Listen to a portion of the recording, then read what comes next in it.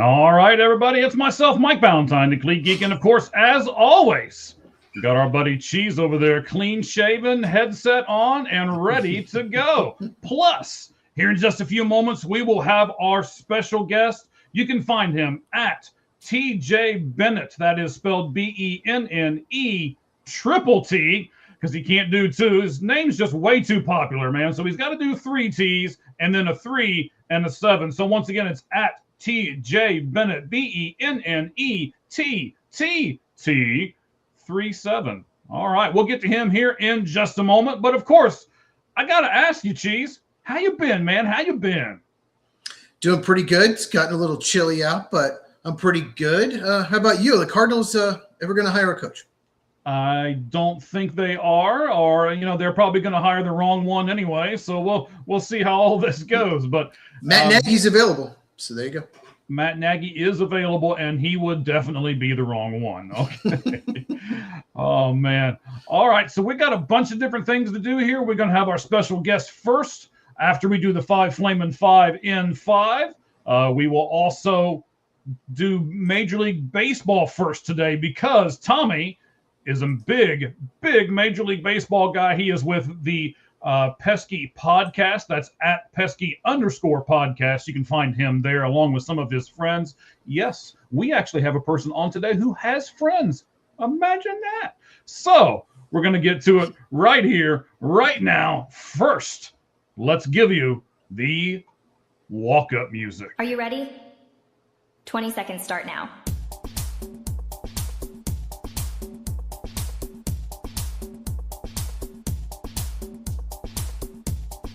Ten seconds remaining.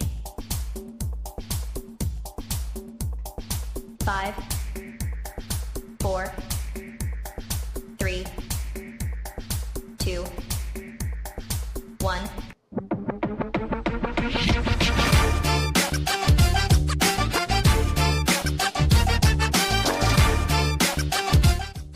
All right, ladies and gentlemen, we have got so much to get to, and it is going to be a jam-packed show today. We're going to talk about the Red Sox, Ranger Suarez. We're going to talk about outs above average and some other defensive stuff as well. We're going to do a couple things with the Red Sox and the Cubs kind of put together. In fact, I will actually propose a trade between the two teams for Cheese and our guest Tommy Bennett to figure out amongst themselves. Then we'll talk about the National Baseball Hall of Fame, and that's just our MLB segment. We're going to talk about the Colorado Buffaloes. We're going to talk about the college football connection with the Super Bowl, and then, of course, we got to jump into the NFL and make sure that we get everything there too. Coaching changes, hirings that have happened since we spoke the last time, and all kinds of other stuff within the realm of the National Football League. All right, but before we start there, you guys know what we do first. We have got to give you the 5 Flamin' 5 and 5. Let me explain real quick. We'll start it, and then believe it or not, for the first time ever, our guest will actually be involved in the 5th question. So stay right with us. Here we go. The 5 Flamin' 5 and 5 goes this way. You'll see flames come up on the screen. They will surround my buddy Cheese. I'm going to give him 5 questions that he has no idea what's coming. He gets to answer them, and he gets to do it, hopefully, in 5 minutes. Or, well, hopefully it won't happen. We'll just go that route. All right, buddy. Are you ready? This is fine. No, yeah. You're just going to have a little bit of a liquid there from the Green Bay Cup just in case the flames get too hot, right? There you go. All right. So the 5 Flamin' 5 and 5 will start after I finish reading the first question. And here we go. All right, buddy. Patriots owner Robert Kraft has gone to the Super Bowl 11 times since Jerry Jones's last Super Bowl appearance. Jerry Jones is in the Pro Football Hall of Fame. Kraft is not. What does this say about the status of the National Football League?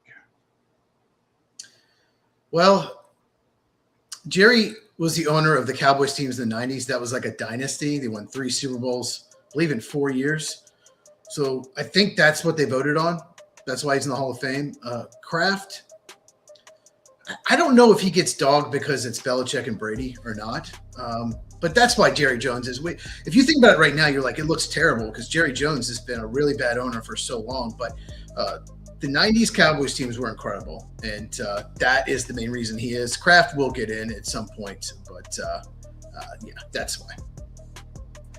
All right. So now that the regular season is over, here with question 2, the top 3 teams that were fined all came from the same division in the NFL. Dallas is 1, Philadelphia was 2nd, Washington was 3rd. And then even if you throw in Detroit, Pittsburgh are the next 2, and then the Giants are number 6. So all of those teams are in the same division in the top 6. But I also got to point this out. The last 3 teams that were the least fined, they didn't make the playoffs either. That would be Atlanta, Cincinnati, and Indianapolis was the least fined team in the NFL this year. Is there a correlation between any of this, or is this just one of these crazy stats that I dug up for nothing? Well, I mean, the AFC East has always just been, NFC East. I don't know if I've ever seen more hatred among teams. Every team just hates each other. When I was growing up, it's just, even when I was a kid, all those teams, Giants hate the Cowboys, Eagles hate the Redskins, there's so much hatred. So I can see that. They're all, I can see all 4 of those teams being fined a lot every year. And it makes sense with the Lions. They're a very dirty team. All right, buddy. Sounds good. So let's jump to baseball for a second. We'll do a lot of baseball here in just a minute with our guest, Tommy Bennett. In the Jose Ramirez new Guardians contract, $70 million of his contract is deferred. And that makes them, believe it or not, the second most amount of deferred payments by any team in baseball. $70 million for them, but the number 1 team, of course, I think every fan that's watching this is going to know the answer to this question. It is the Los Angeles Dodgers, but the amount is insane. $1.06 billion. So the second team, $70 million. The top is $1.6 billion with a B. My question to you, Cheese, is deferring these payments smart business or not? I mean, it'll hurt them in the future, especially if they go to salary cap. I'm not sure how it'll work. But I think the reason they did defer payments allowed you was to help teams that didn't have big payroll push it in future years. And instead, what's happened is teams like the Dodgers that spend more, just deferring it to have a lower tax this year, or the current years. So it's actually had the opposite effect. It's allowed the Dodgers to sign more and give more money. So I really don't think you should be able to defer. Maybe in the new CBA, because we're probably going to only have we'll have next year in baseball. We might not even have a 2027 season. But stop it. Real quick, I don't know why the Guardians did that. They didn't need to give him that money. They could have waited. What if he just drops off a cliff? I'm surprised they didn't at least wait another year before they extending him. But anyway. Well, maybe we'll talk about that in a moment. I can see Tommy laughing in the background over here. So we'll have to get to that here in just a second. Next question, sir. The Cardinals are the Arizona Cardinals are one of 7 teams that don't have a team president apart from the owner.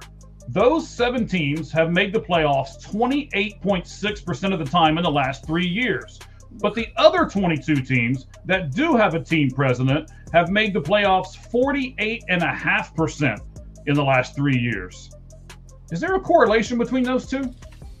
Very possible. Usually the president handles the business side, and you have to answer the president. The GM and the coach have to usually answer. Most teams are set up that way. So, yeah, maybe there's less accountability. So I think there is a correlation. I think you should have a team president.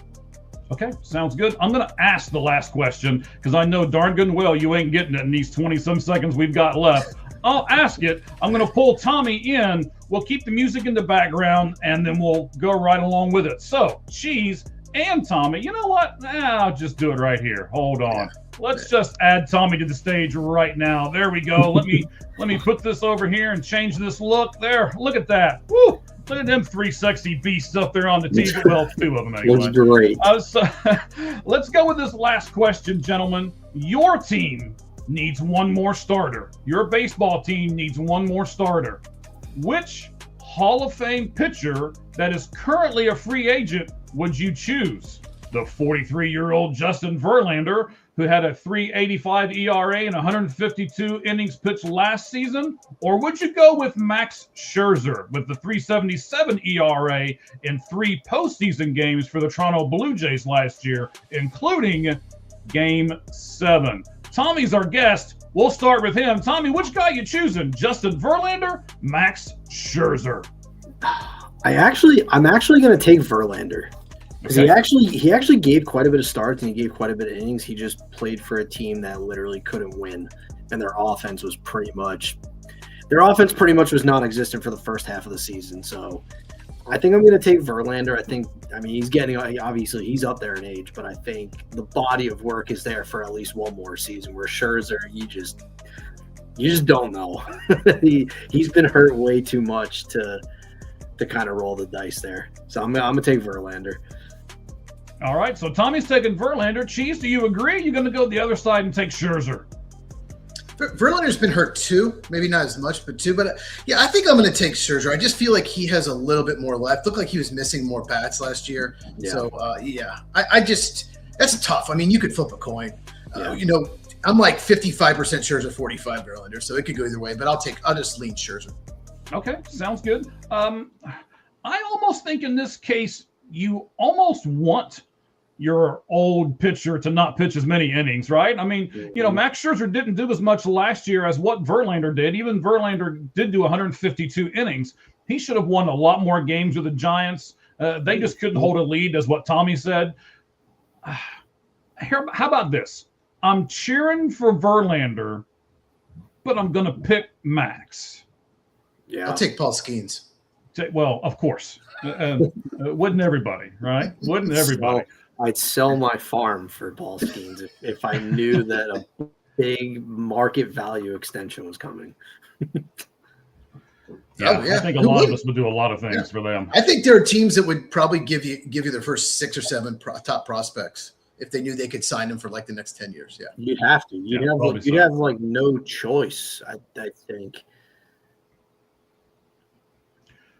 All right, man. We have got so much stuff going on. I bet we've got 30 comments over here we got to get to. Some of them, reading them right now, I'm not going to put up on the screen, but we'll start with this one. Yes. So our buddies over at the Red Hot Reds podcast. That's Roger. Yep, I do. I actually met them on Substack. That's how I got in contact with them. I did a show with them, like as a guest, just talking Red Sox and whatnot. They're really good dudes. They do a really good job for what they cover, and it's nice to see. I mean, I even told this to them. It's nice to see like Reds podcasts like out there. I feel like they're not super common, so. I mean, they do a good job. Looking forward to actually seeing them in person in Cincinnati and experiencing Cincinnati Reds opening day. I don't know. Those two guys might scare you in person. They might, but you know what? They're good dudes.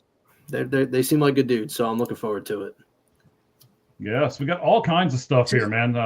Two of my friends have taken over the chat on YouTube. Of course, 2 of your friends have taken over the chat. Boy, so ready for baseball. Absolutely, Kevin. Yeah, we're so ready for baseball. WBC's in 36 days. He's a big Astros fan. Kevin is. All right. So we're doing a bunch of different stuff here. I got to get everybody in here real fast. All right. So like I say, some of this. Oh, man. Yeah. Talking about the Flaming Five. Right. I mean, come on now. We're doing the best we can here. Okay, this is like a multi-dollar investment here. I mean,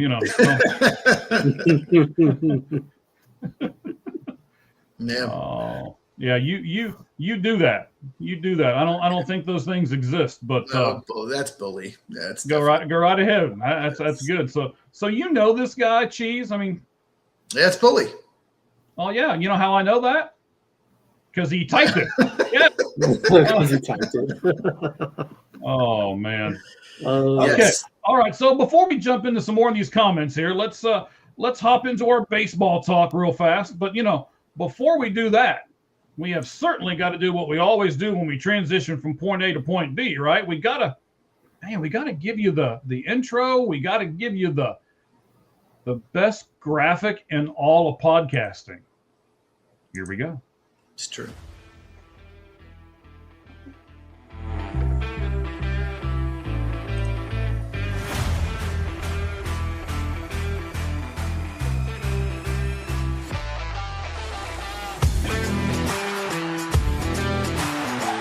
Yeah, we're kind of covering it up a little bit this time, but trust me, it's the best graphic in all of sports. Trust me.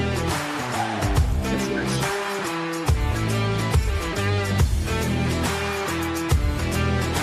All right, guys.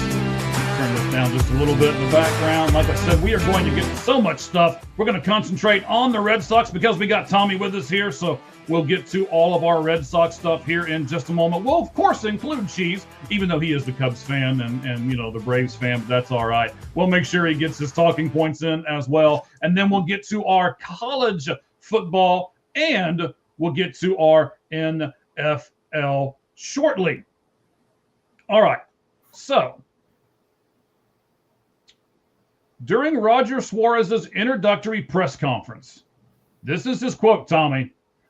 I don't think there's a question anymore that the identity of our team and the strength of our team is going to be our pitching and our ability to prevent runs. That was from Craig Breslow.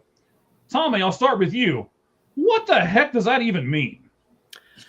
Well, you kind of look at before the winter, and it was we're going to try and get a co-anchor behind Garrett Crochet, and we need bats. Well, you traded for your bat in Wilson Contreras, but you didn't pony up enough money for Pete Alonso.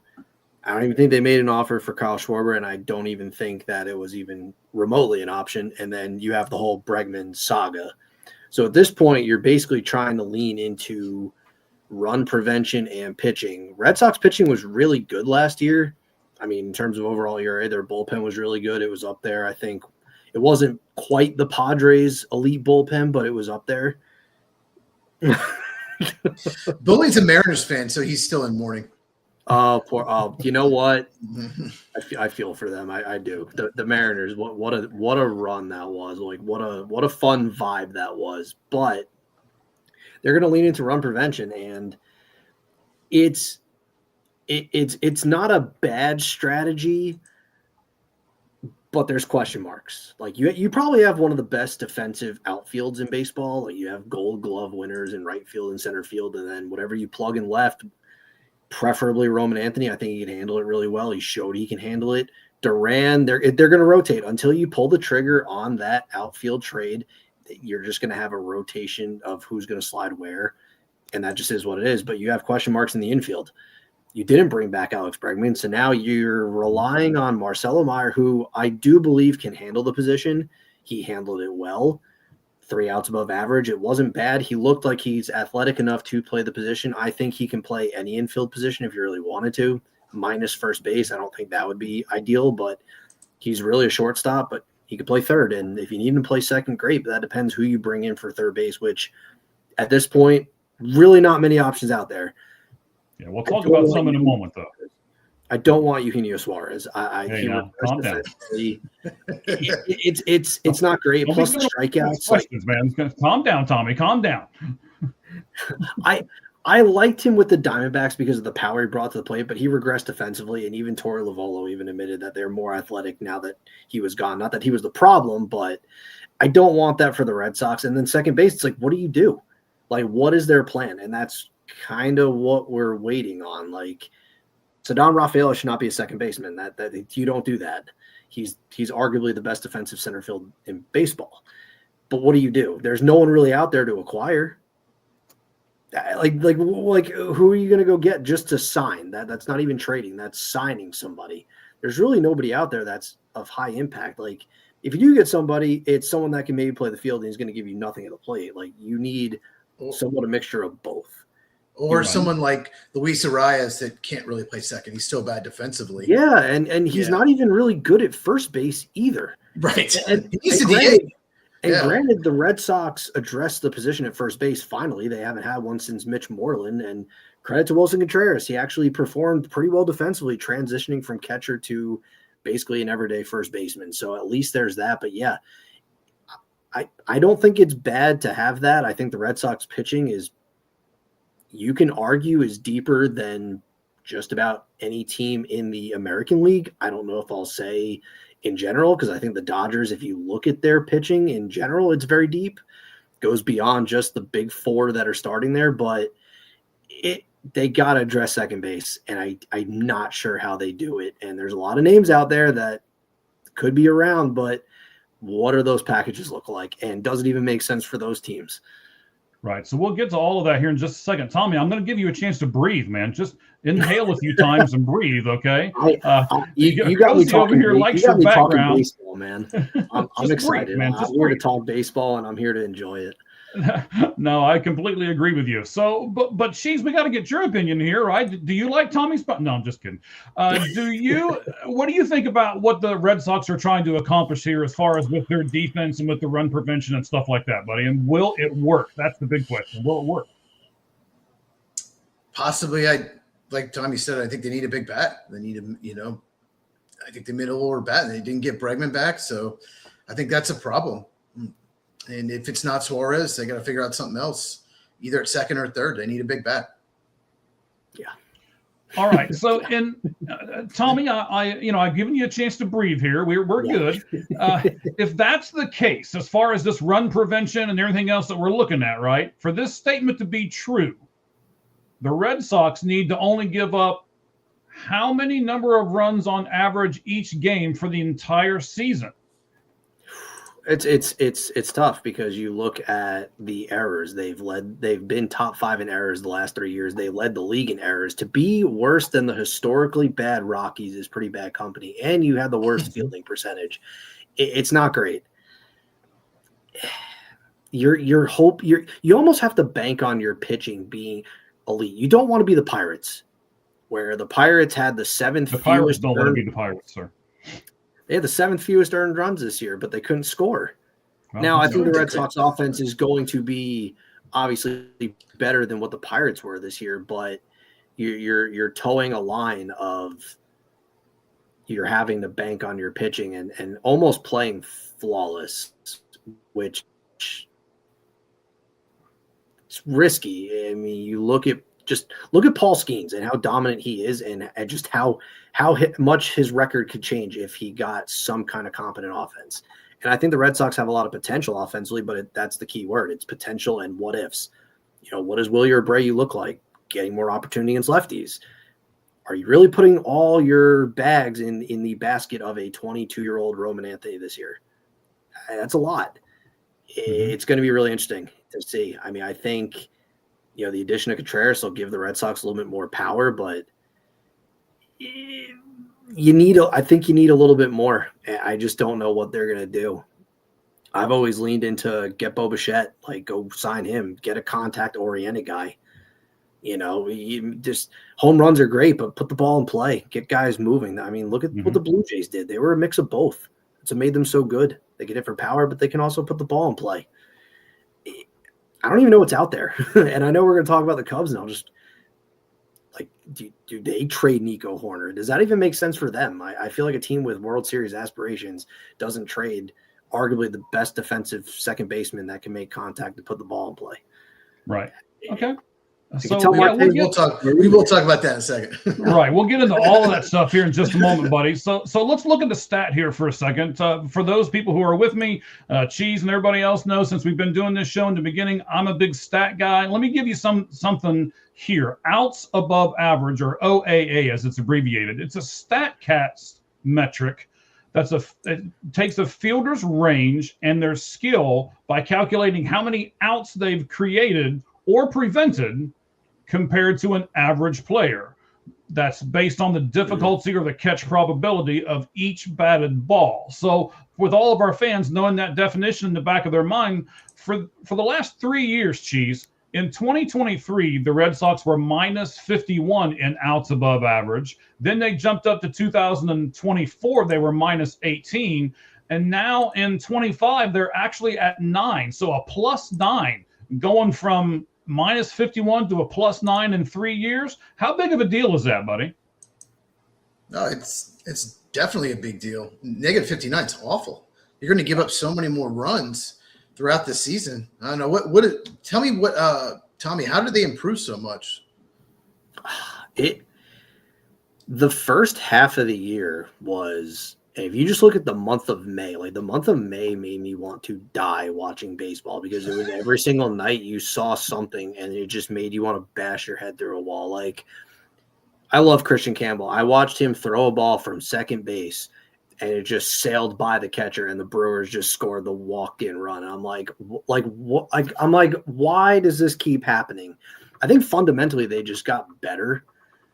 Once he got sent down, I guess the middle of the infield kind of got a little bit more fluent, I guess. Maybe the Rafael Devers trade eventually kind of eased everybody, like being, maybe tension in the clubhouse. Like, I don't know. It started to get a little bit better, kind of tapered off at the end of the year.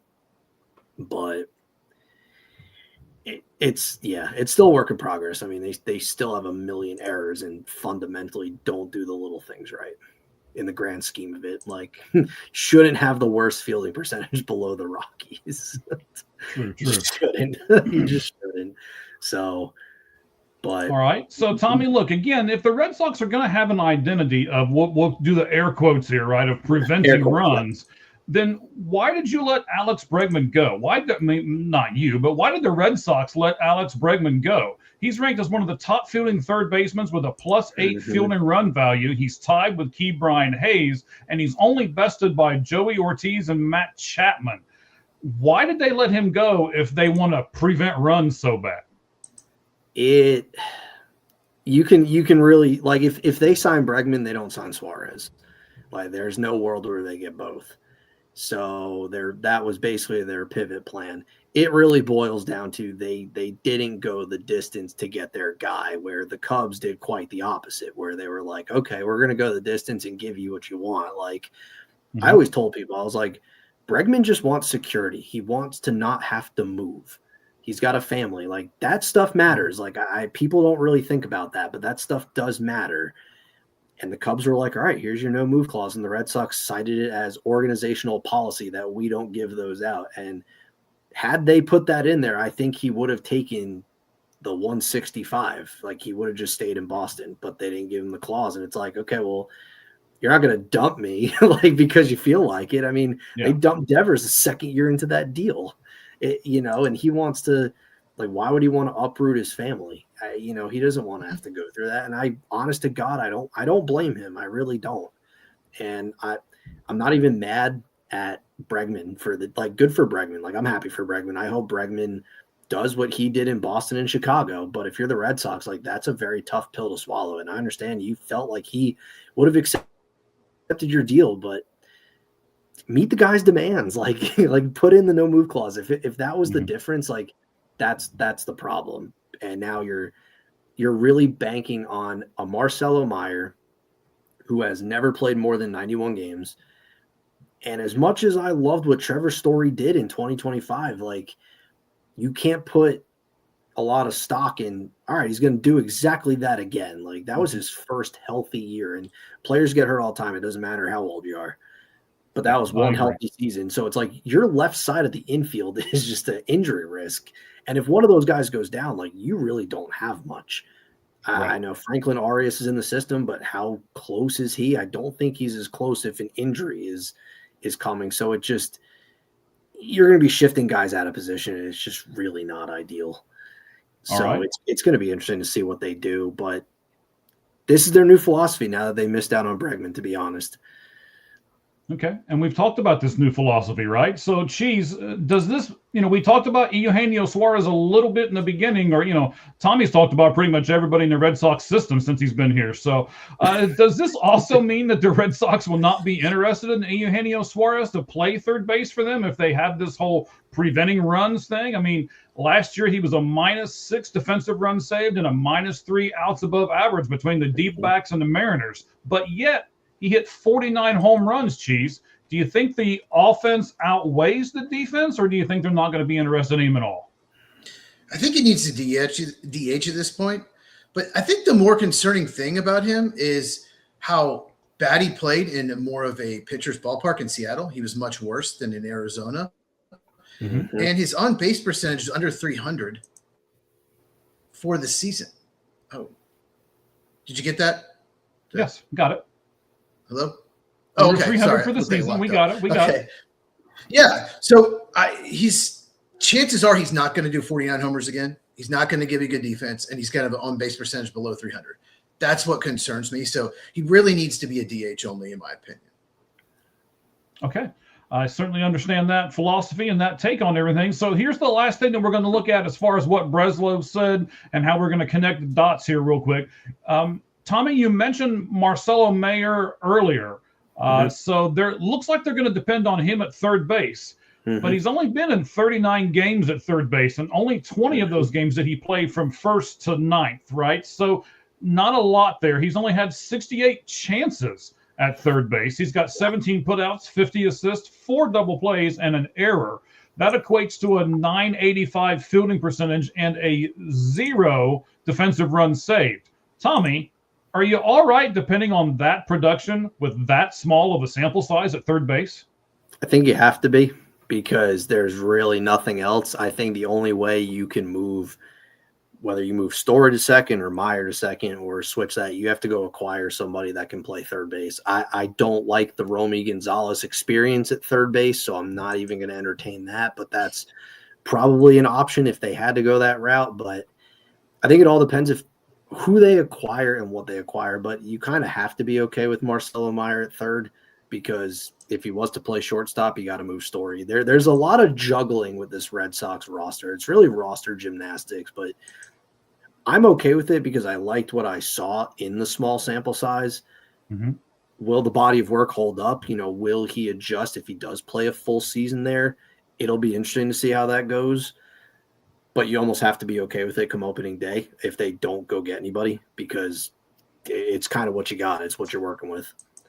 Right. Remember the football games, gentlemen, where they would put John 3:16 in the bleachers and then, behind the goalpost and all of that? Well, we got it too. So, there you go. We'll plug you and give you it. And we even got more. We don't just have the verse. We got the whole thing typed out by everybody. All right.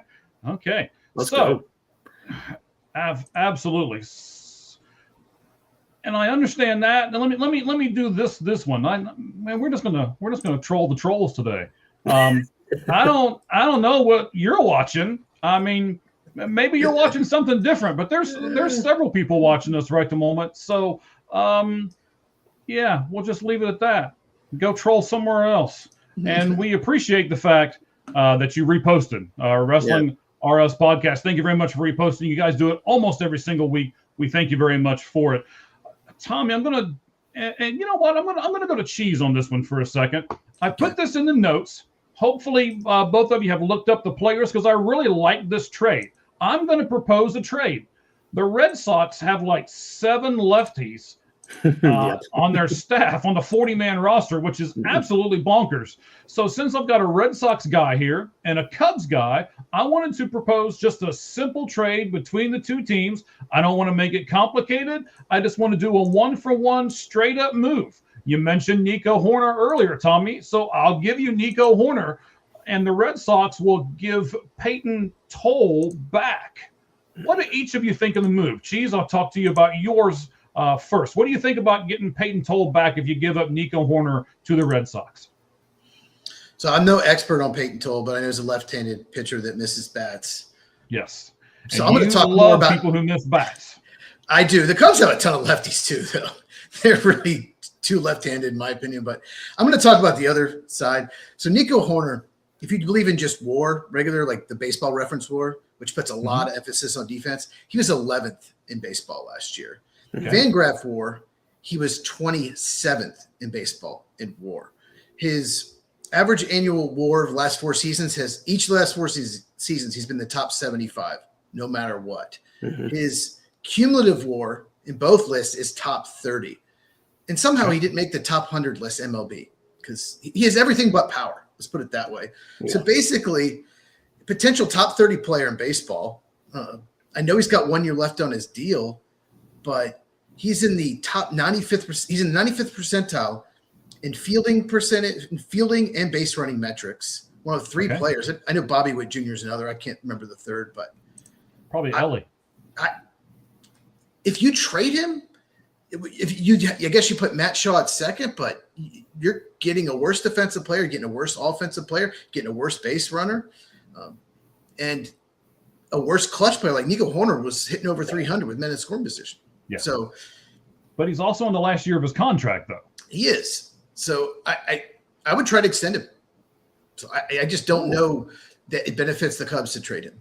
Okay, I didn't see the extension part coming, so that's interesting. Tommy, let me go over to you. What about this trade? And is it it's not Poley, is it? It's Pole, right? Or Pole, or how? Talk to me. You know every person on that Red Sox team, buddy. What we got here? So the Cubs. So I did some digging. I was like, what is the Cubs situation after this year? They have 5 free agents, and 2 of them are in the outfield. Suzuki's up.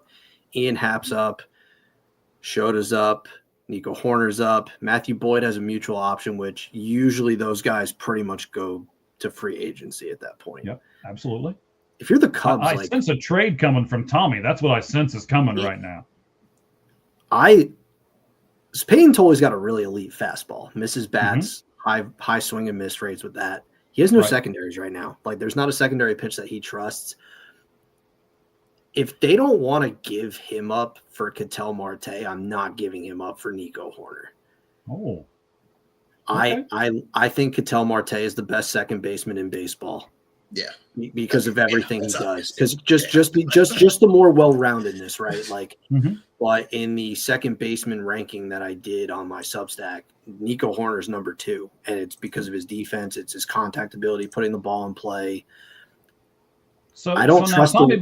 Hang on, Tommy. Before you go much further, you said that you got a Substack that you write for them. Give the people of Lights Out Sports the exact spot they can go to get some of your work, buddy. What is it? So I it's my Substack. It's called Baseball Scoops. I'm a Red Sox fan, but I love baseball. So it's even if the Red Sox get eliminated, it's just nice to talk about baseball. It's just baseball is such a beautiful sport. It's a beautiful game. It's fun to follow.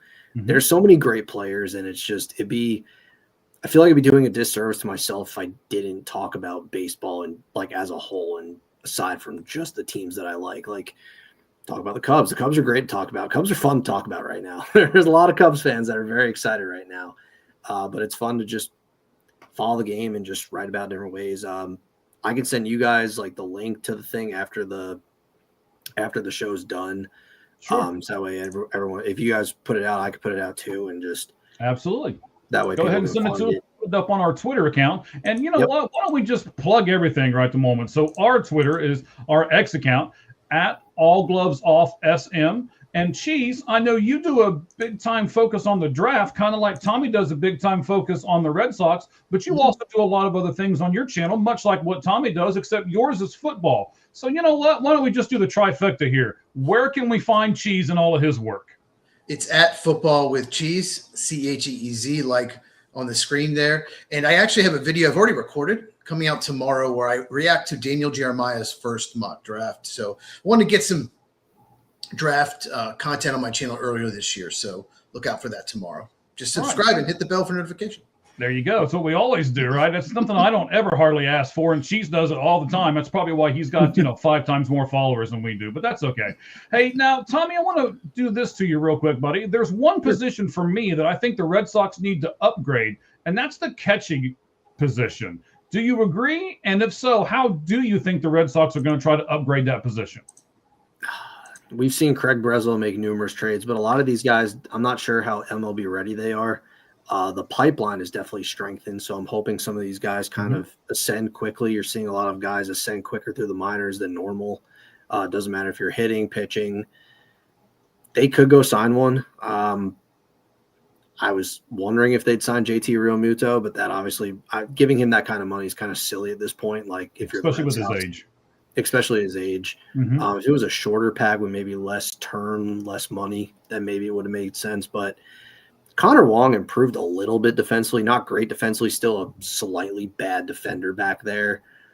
You do want someone to give Narvaez a break because Narvaez was a little gassed towards the end of the year. So you're kind of hoping that maybe Connor Wong has a better season. I don't even really know who else is out there for a catcher position, to be honest. And I don't think it's like anything crazy. Like, I don't know if it's anybody like worth taking a flyer on. But yeah, no, I agree. I think the catcher position, just from a backup standpoint, is ideal. But he does work well with the staff, apparently. Has good rapport with Bayo. Has worked well. Apparently, I don't know if how true it is, but that video that went around that he basically told Chapman to, man, just locate it. Don't just throw it. Just pick a spot. And next thing you know, Chapman had like the best like command year he probably ever had as a pitcher. And that's a guy who's been pitching for a decade.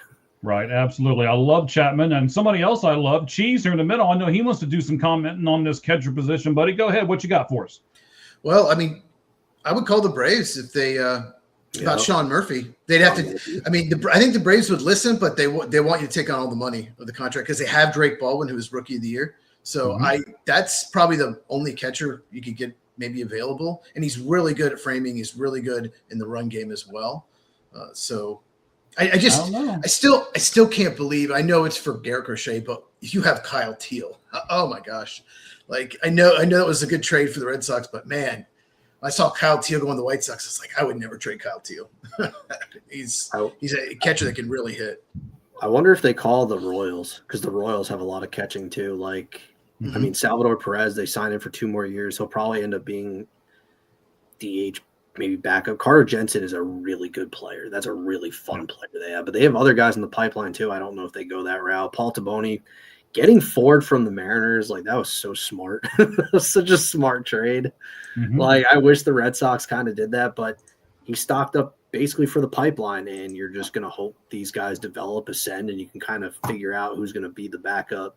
Because Narvaez showed a lot. I mean, that was the guy who was supposed to be the 3rd string with that trade from the Yankees, and then he ended up emerging as the starting catcher, and yeah, he ended up being a really good one. So right.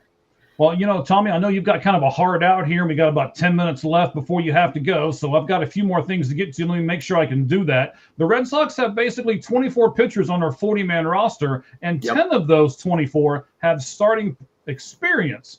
Do you think this is the right ratio for the starters on the 40-man? And how do you see this shaking out with their top 5 rotational pieces from those 10 by the time opening day gets here? I mean, Crochet's your ace. You're probably, I would assume, you can flip a coin for 2 and 3. It's either going to be Ranger or it's going to be Sonny Gray. And then Bayo's your number 4. And then you just have just an endless competition of Johan Oviedo or Peyton Tolley, Connolly Early. Kyle Harrison's in the mix. There's a million. I think Peyton Tolley's going to start in AAA. He needs to develop a secondary that he can trust because, I mean, you saw his first start. He smoked the Pirates with his fastball. It was a great outing. And then he played the Diamondbacks and didn't go so well because, well, they know what's coming and they're just going to hit it. He needs a secondary that he can trust. They seem to like Oviedo. He definitely profiles as a pitcher that, you know, they covet. Okay. Then you got Cutter Crawford. You got Patrick Sandoval. I mean, there's so much competition. Me personally, I want to see Connolly Early in that 5th spot.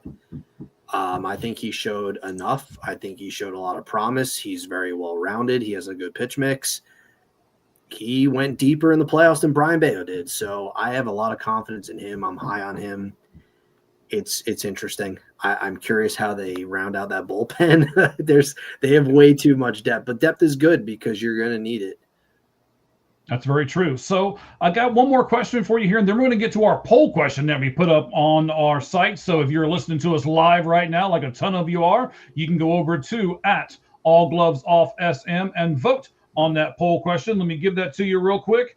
So where do you think the Boston Red Sox will finish at the end of the season? Will they, 1, win the division, 2, make the wild card, 3, be above 500 but no playoffs, or 4, be below 500. So everybody can rush over there to the site. Make sure you vote on it, retweet it, repost it. It'll be up for another few hours yet, and then we'll look at it here at the end. But Tommy, what worries you the most about how this current roster is constructed for the Boston Red Sox? And I want to give you a little bit of a caveat here.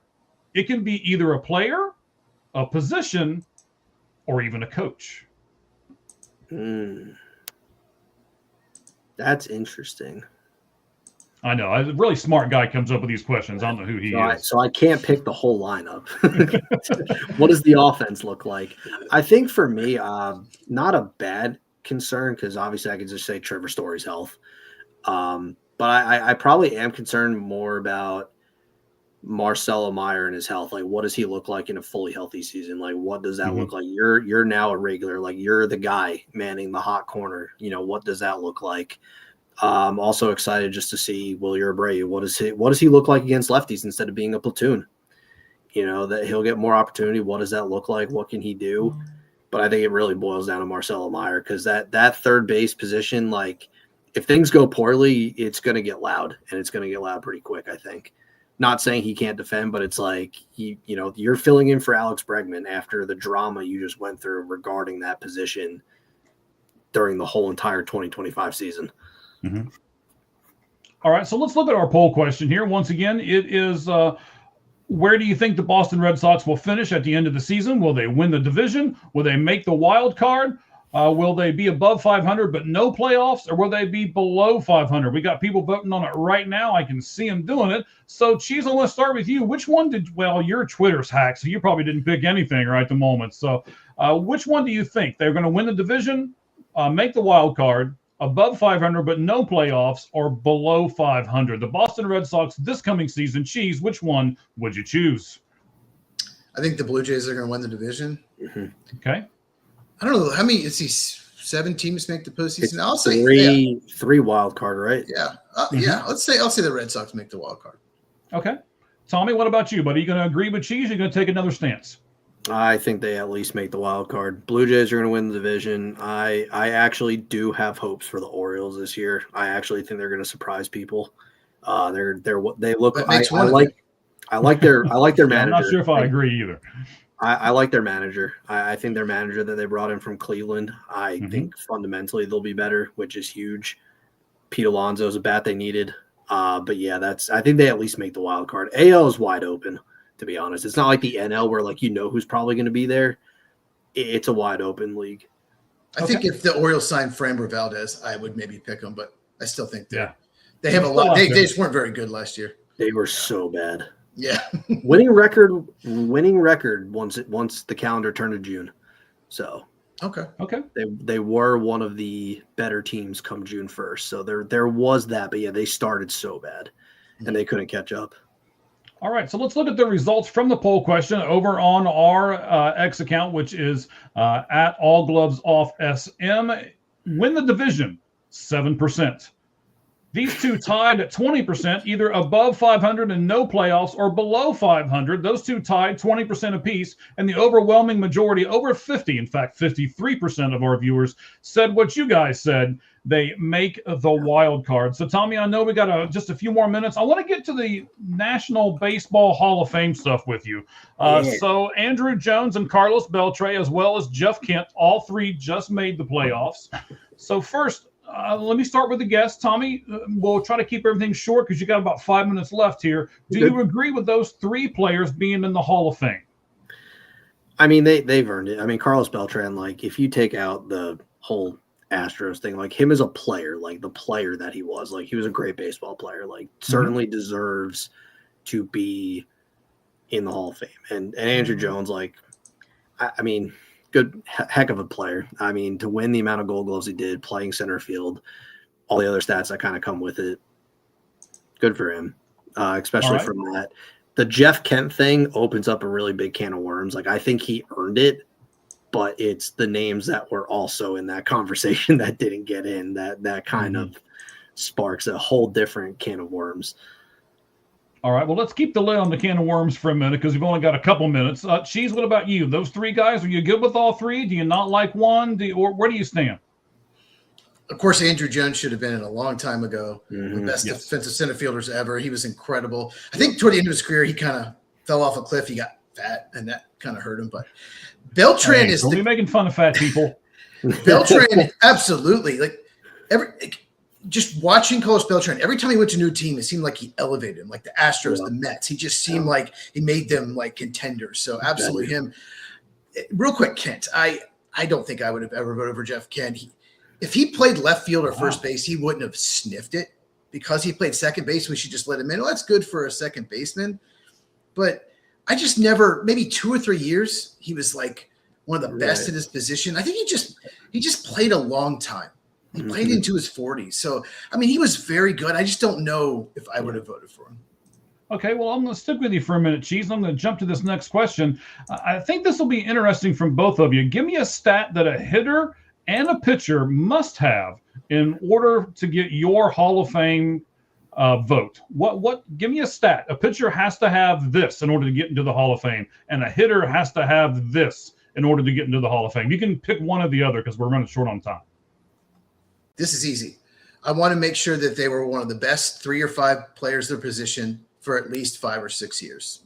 If they're 2 or 3 years like Jeff Kent, best your position, maybe not. But I want them. It doesn't matter. I don't care how many homers are hit. I don't care what their ERA is. If they were one of the best in their position for at least 5 or 6 years, then they should be in the Hall of Fame. And, they play 10, 12 years at least.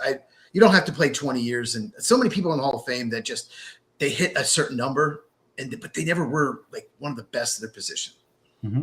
So for you, it's more about the total body of work then. Yeah, were you a great player? Were you one of the best? Were you one of the best left-handed pitchers at the time? Were you one of the best shortstops in your era? If yes, for a good amount of time, for enough seasons, then you should be in the Hall of Fame. All right, Tommy, I'm going to go to you. Of course, they can find you at Beyond the Monster. Monster is spelled MNSTR. So what about you, buddy? You can pick a pitcher, you can pick a hitter. Tell me something that one of those two has to have in order to get your vote to go to the Hall of Fame. I'm kind of with Cheese. It's like how dominant was your dominance? Bigger and bigger and bigger. how dominant was your dominance? Like Clayton Kershaw, like his peak years, like he was the best pitcher in that span, plus everything else that followed through with it, with the accolades and all the achievements he's had. Like that's to me what, everything that comes with it. I'm kind of with him. Like it's the whole body of work. You can hit home runs, but it's if you were not the best at your position, but you could just knock them out of the park. Like I don't know if that's not enough. Mm-hmm. I'm with him. It's the body of work. All right. Of course, now you can find Tommy also at Pesky, PESKY_podcast. Him and a bunch of his friends talk Boston Red Sox on that podcast and other baseball things. So, Tommy, I'm going to stick with you for a second. Do you agree with the whole 5% that they must get 5% in order to stay on the ballot? And do you also agree that they must have 75%, a big portion, in order to actually get into the Hall of Fame? Too much, too little? What do you say about each of those realms, Tommy?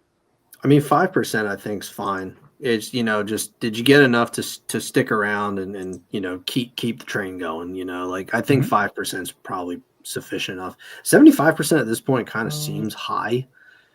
I think at some point, don't make it to where it's, super easy just, to get enough in. But I don't know, lowering it would be like a little bit better than just 75%. That's just kind of where I'm at. I mean, I'm not saying lower it to 50, but even 70. Yeah, I agree with 70, you. even 60, I don't know, 68. I mean, just something. I mean, I know it's a weird number, but or even just 66.7, like 2/3. If 2/3 of people 69. I thought 69. Of course, Mike thinks that. Of course. Of course. So what do you think about the 5%, Cheese? So you might want the Hall of Fame to lower the 70 a little bit. What do you think about the 5? Yeah, just like you said, you have to have a minimum. You have to have 5 is fine. If you get 3.7% of the ballot, then you're probably not a Hall of Famer anyway. I think Andrew Jones got just under 7 the first time, so he almost got off the ballot, but yeah, it was close. But no, I think you have to have a minimum. I think 5's about right. All right, Like, gentlemen, Timothy, last like, question Timothy. here, and then we're going to bid Tommy adieu here. We appreciate you being on with us, buddy. Hopefully we'll do this again, and then I'm pretty Absolutely. sure that you're going to do some stuff on your side and then invite us to do the same stuff. So Yep. I can't wait to work with you some more. Here's the question, gentlemen. If you had to pick one from this group, who would you pick to go into the National Baseball Hall of Fame? Here are your choices: Roger Clemens, Barry Bonds, Mark McGwire, or Pete Rose. Which one of those four, Tommy? Clemens, Bonds, McGwire, Rose. Who would you pick and why? Oh man, I'm torn just between Barry and Clemens. I think Clemens was just super dominant pitching just for the Red Sox All right, in general. so between Barry and Clemens, there you go, Tommy. Go ahead. Gonna go Barry. I mean, you can't tell baseball. Gonna go Barry. Gotta go Barry. I mean, some of the records he had is just simply untouched. Like, really one of the most like feared hitters in the game that we've had. So gonna go with Barry. That's probably really controversial, but you know what? I'm gonna win Barry Bonds. We're okay with controversy, show.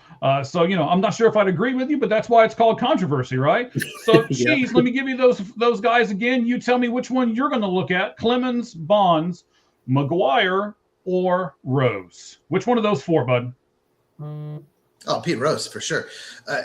I cannot possibly ever vote for Clemens, for McGwire, and Bonds. It's Bonds and Clemens especially. How they handled getting caught was awful. Yeah. Especially Clemens. I could never vote for him. Pete Rose, if he admitted it right away and done a lot of talking to kids about gambling, don't do it, then he would have, I think, been in. He did finally admit it, but honestly, he didn't put poison in his body to hit homers. And at this point, since he has passed, I think they should let him in. So I'd say Pete Rose. All right, guys. Pete Rose. I would have to agree. Just to wrap this up, and it's not just because I'm the Reds guy. I agree with your last point. He didn't do anything to alter the game. Yes, did he bet on it? Absolutely, and there's no doubt about that. Team. He only bet on his team too. He didn't fix a game at all. I'm not saying that. Here we'll put up another comment here. I'm not saying that he should have been in first ballot or anything like that, because I do think, kind of like Carlos Beltran with the whole trash can thing, you should probably not be first ballot when you're doing that. But the credentials do speak for themselves, and I think Pete's the same way. Maybe you shouldn't let him in right away, but the credentials speak for themselves.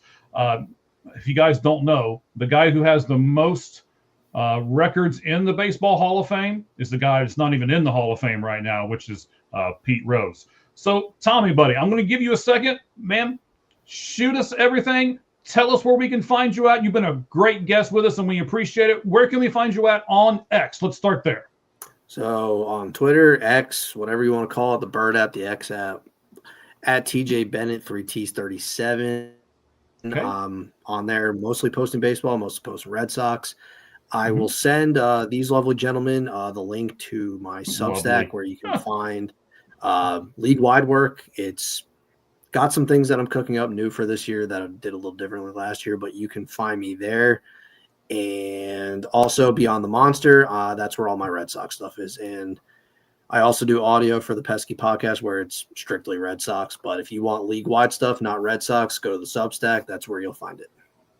All right, buddy. Hey, Tommy, we certainly appreciate you being on with us. We've had some great guests, and you're one of them. Thank you very much for everything. I know you got to put one of those children of yours to bed. Thank God I don't have those anymore. I'm done with that part of my life. That is over. So, hey, we appreciate you. Raise another baseball kid for us. All right, buddy? You got it. Okay. Thank you very much, Tommy. Thank you. Later, okay, man. No problem. Take it easy. You too. All right. Whew, we can't be doing. Oh, man. No. Ow. That's hurting my. Oh, there we go. Much better. Okay. I don't want us to be that large. Oh, no. You're not you bad. You saw yourself that hurts me. that close. You're like, no. Yeah. That was almost awful. All right, buddy. So we got through our baseball stuff. We certainly appreciate Tommy being on with us. Great guest, of course. So now we're going to jump into our notes for the college football. We'll do that here in just a second. I'm going through and looking for the notes that I put out there. That's why I'm stalling a little bit here. Cheese, what did you think about the Boston Red Sox overall, and what are you expecting from them in the upcoming season? They still need another bat. I know their fans are frustrated. They need another big bat, either at second or third. So that worries me. They won't score enough runs some games. But and Wilson Contreras, so I know him very well. Yes, he had a good year. His WRC plus is in the 120s. But at the same time, as a catcher, it's amazing. But as a first baseman, that's probably league average. He's probably a league average first baseman. So they need more than just him. They need another big bat. If they do, then I think they're a playoff team for sure. All right, I agree. I mean, the problem is they're in a really tough division, as we already know, right? They're in there with the Yankees, they're in there with the Blue Jays. Tommy seemed to think maybe the Orioles would do a little something. I'm not sure about that, but they're, regardless, they are certainly in a tough division. Speaking about something that's tough, I tell you what, why don't we do another one of these cool graphics, and we'll switch everything over to our college football spread offense. Here we go.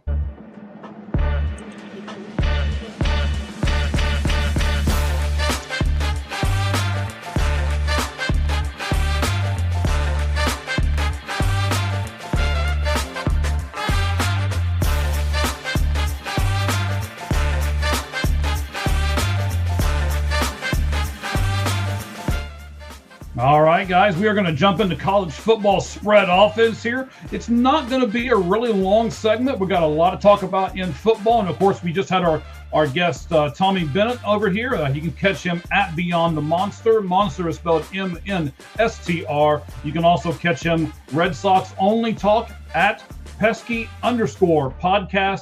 And, of course, go over and give him a follow on X. He is at TJ Bennett, B-E-N-N-E. T37. So those are all the ways you can get a hold of Tommy. And now you're just stuck with the two of us for the rest of the time here. So here we go. College football. What were you saying, buddy? Nothing. I said we apologize for that. Yeah, we do apologize. Yes, especially me. I mean, she's not bad, but me, whew, shoot.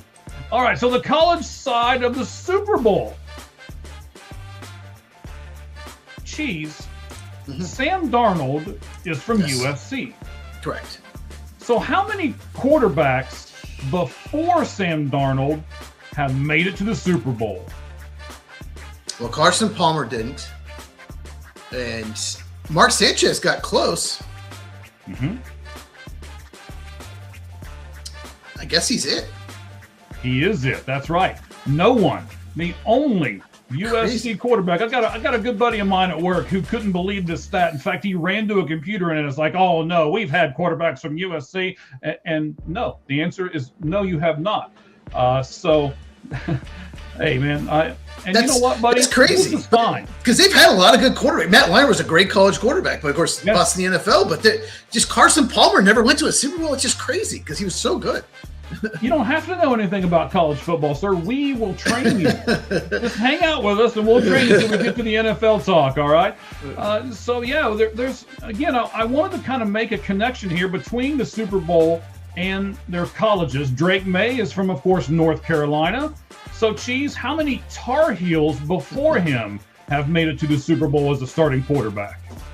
North Carolina is a basketball school. They're not known for their quarterbacks. They don't have a good. I mean, if I guess their best quarterback besides May is probably Mitchell Trubisky or Sam Howell. So, yeah. Actually, their highest drafted quarterback is Mitchell Trubisky, not even Drake May. But good job, Bears. It's got to be Drake May. Has got to be the only one. And he is. Drake May is the only starting quarterback from North Carolina ever. So let's keep with the theme here a minute. Yeah. Cheese, how about this? What college has the most starts by a quarterback? And then we'll do the top 5 schools here in just a second. But which one do you think's had the most? Well, Joe Montana went to Notre Dame. Tom Brady went to Michigan. Probably one of top 5. Yeah. Bart Starr went to Alabama.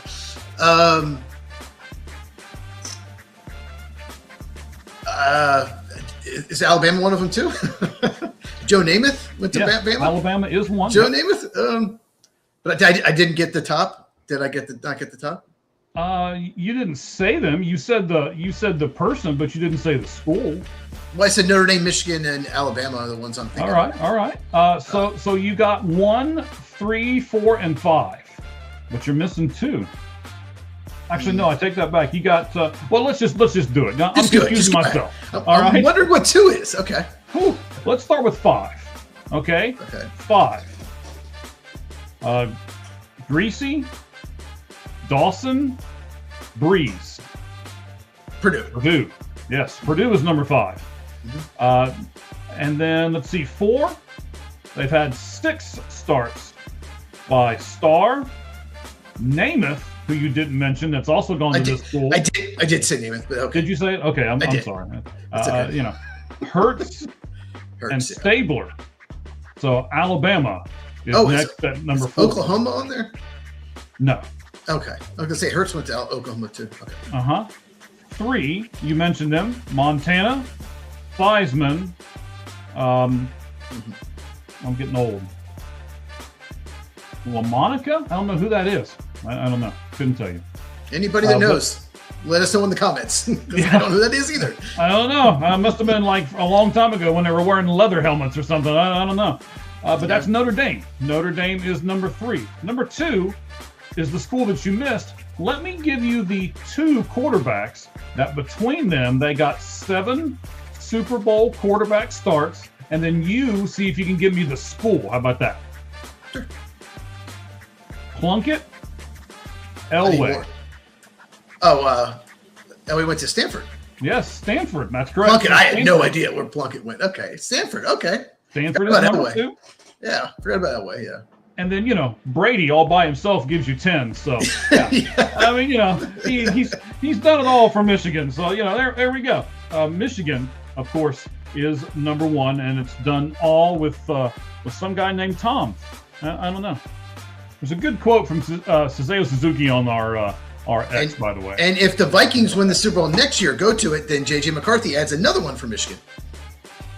Correct. Yeah, sure. Well, we'll go with that. Okay.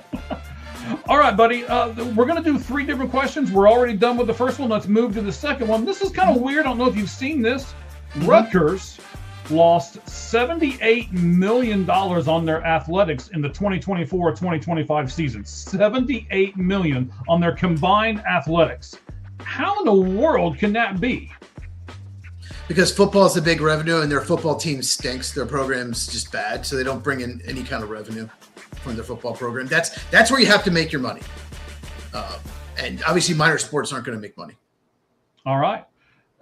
Yeah, I mean, I guess I really wasn't thinking about it that way, but yeah, I mean, we all know that, especially in college, football is the big money maker. So you've got to have that. It's one of the worst Power 4 programs year in, year out in football. They've lost over $500 million in the 12 years. Yes, $500 million, $500 million in the 12 years that they've been in the Big Ten. What does this say about the lower teams in the Big Ten? It says that just joining a big conference, getting in a conference isn't going to just make you money. Yes, there's a TV deal. You split the bowl money, but at the same time, you still have to have revenue. You still have to win. So I'm sure Indiana's revenue is off the charts compared to what it used to be. So you still have to win or you're not going to make money. Right. So you can't just ride the coattails of the big teams in a conference then, right? I can think of one year where Rutgers was like good in the last 12 years. They had one really good team that they got ranked and then they kind of collapsed, but they were at least pretty good that year. But yeah, you have to be good year in, year out to bring in revenue. Yeah, so Cheese, my final question on this whole thing with Rutgers and the Big Ten and their money and all this kind of thing, do you think this will make lesser teams leave those big conferences and maybe they all join together and make their own conference somewhere off to the side over here somewhere? Possibly, because one of the non-Power 4 teams gets in the playoff, you can still get in the playoff if you leave. And they're about to form a new Big 12. I mean, not Big 12, Pac-12, excuse me. Like an 18 Pac-12. Of course, Rutgers would not fit the Pac-12 at all. But yeah, I could see that happening. Say if you're Kentucky, I mean, do you really you almost have no chance. You're playing Florida, Georgia, Tennessee every year. Yeah. I mean, that's probably, I mean, you'd be lucky if you don't lose all 3 of those games every year. So we might see, I really think they need to, we'll talk about this another time. There shouldn't be more than 12 teams in the conference. They should have like a power 7, in my opinion. But yeah, we could actually see this happen. We could, teams leaving conferences. And then if the lower teams like leave the conferences, then some of these really good programs are going to start losing because not everyone can win. Then the schedules are going to get brutal. So I think there's too many teams in conferences. You could go 4 or 5 years in the SEC without playing someone, which is ridiculous. But I also have to bring this point up, Cheese. Indiana was, they were the team that you scheduled on homecoming so that you could kick their tail, and all the families, all the people showed up and all that. But now look at them. So what are they going to make a difference in this scenario that we're talking about, where possibly not all of the Sisters of the Poor are going to leave all these conferences? Maybe they'll stick around and see what they can do. Well, what Indiana did was they got the right coach. That's the first thing they did. Okay. They got the right guy for their program, Kirk Cignetti. And then the second thing they did was they hit the transfer portal.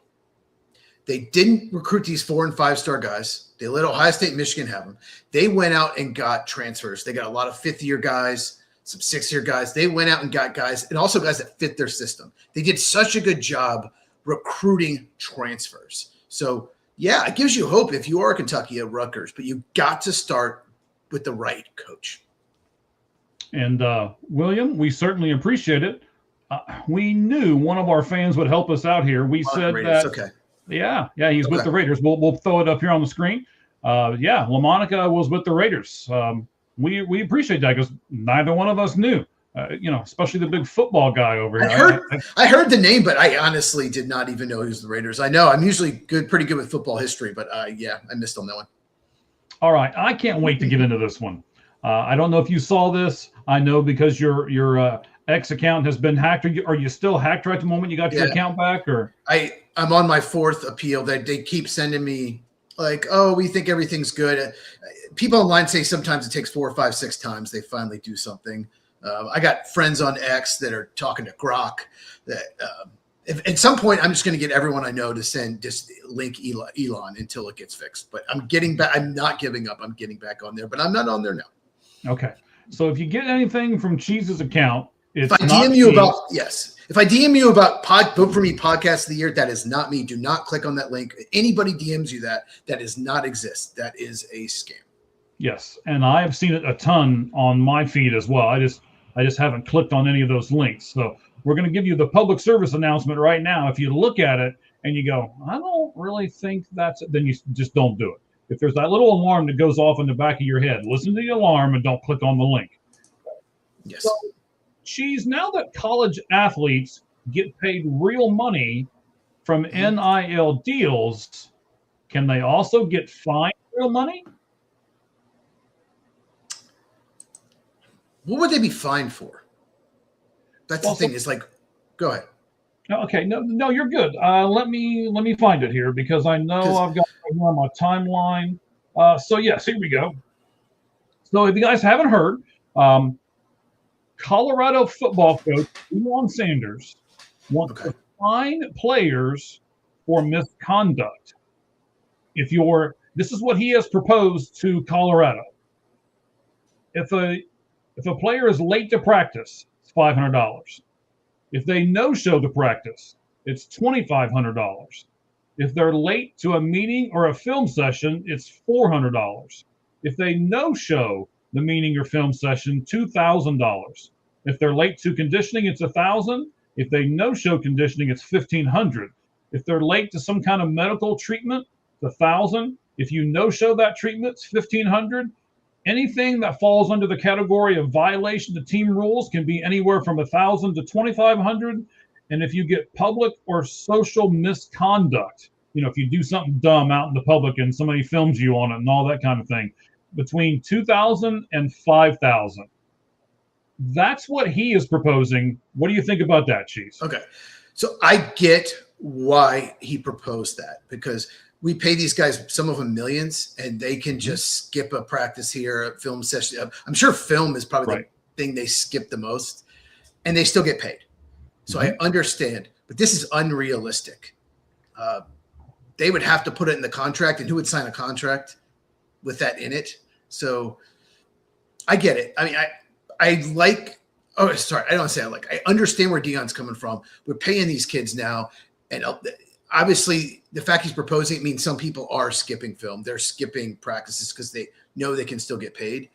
But I don't think you can do this because not everyone gets paid, or they don't get paid as much. So you can't necessarily do this. But college football is such a mess right now. There needs to be.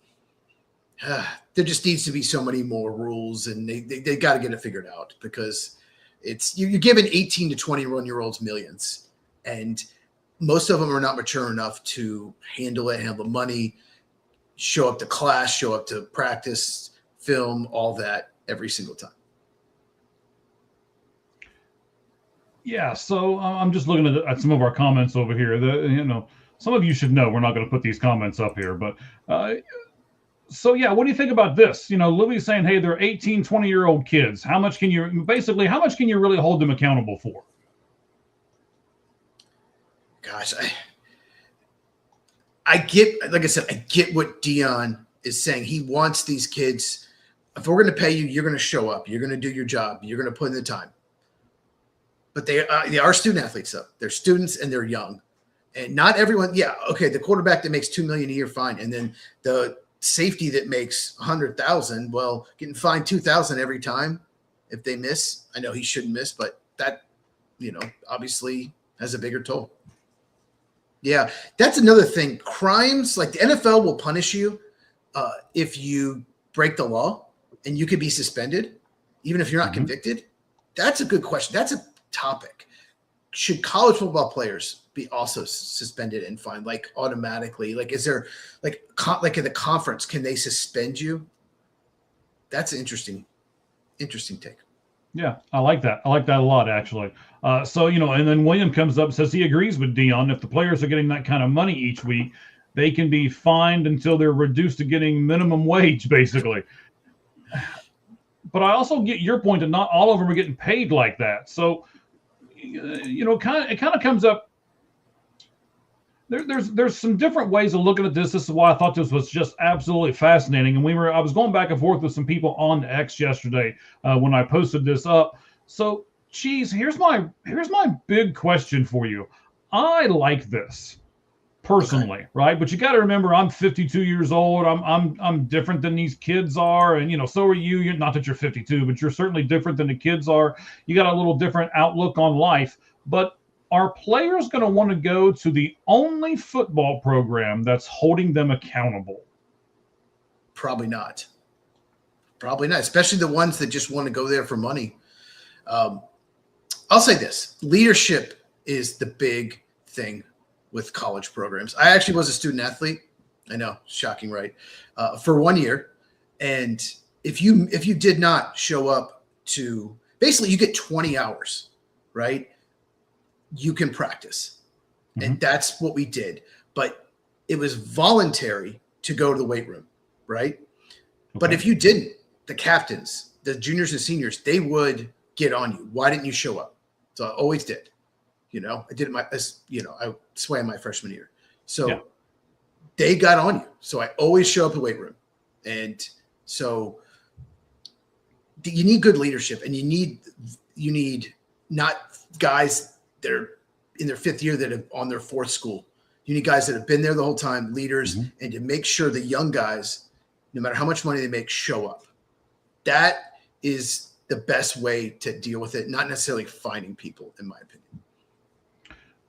All right. So, I really like what you're saying there. I completely agree with you, Louis. We're going to get to you here in just a second, because I like this other point that you're going to put up here as well. I put this up here too because of the whole Indiana thing. Indiana might change how college football is done entirely. I think this is kind of where Indiana's going, right? So I was going to ask you, what kind of players do you think Colorado will get? But Also, do you think Indiana is doing something similar because of the players that they're getting? They're just not publicizing it like what Dion does. And, Dion publicizes everything. So, well, Indiana's getting a lot of, I don't know if you saw this, a lot of older guys. They're getting guys that have been in college 3 or 4 years. They're getting, so you're going to have more leadership. You're going to have more maturity. But Dion, it could hurt Colorado. They did not have a very good season because, like I said, a lot of people, not a lot, but some of these guys aren't really, they don't love football, but they're really talented and they want the money. Mm-hmm. So they're going to go the biggest amount of money. If Colorado offers the most money, they'll go there. But if Colorado offers the most, is like tied with, say, I don't know, USC, and USC doesn't have these rules, then they're going to go to USC. So, right. Yeah. All right. So I want to bring up Louis here for a minute, right? Louis's got this. I don't know if this is what I want to do or not. No, that was not the one that I wanted. What is positive for doing good? I like that. Let's be positive. Yeah. Let's be positive, right? That's not positive. Yes. Let's not talk about the Packers at all. Let's be positive. But that wasn't the one I wanted to bring up here. I wanted to bring up the other one that he's got. Hold on. I don't know what happened here. Does he say, never go against the family? Is that what he says? No. There we go. So there's such an easy solution for this. Give the players a bonus if they show up to all their practices and films and such. Do you want to pay them even more? That's my question. Well, no, actually, I like this. So what you could do in your contract is you get, let's say, okay, we'll give you $2 million a year. You're the quarterback, right? But you get $1 million guaranteed. But you have to do this, show up to this, and you get more. You get $100,000 for that. $200,000 show up every one of this, and they'll show up. If they miss, if you like, it's like you miss more than one film session, you lose $200,000. You miss more than one weight room, like workout in the weight room, you lose $100,000. Like you have that rule. You get like one, then they'll show up every time. I love this. This is a great rule. And I'll say this: Green Bay Packers. This is not college, but they like to structure contracts. They give, but usually between like second contracts, not rookie ones, between 100 and 500,000 in the contract if you show up to the off season, because they want you there in the off season.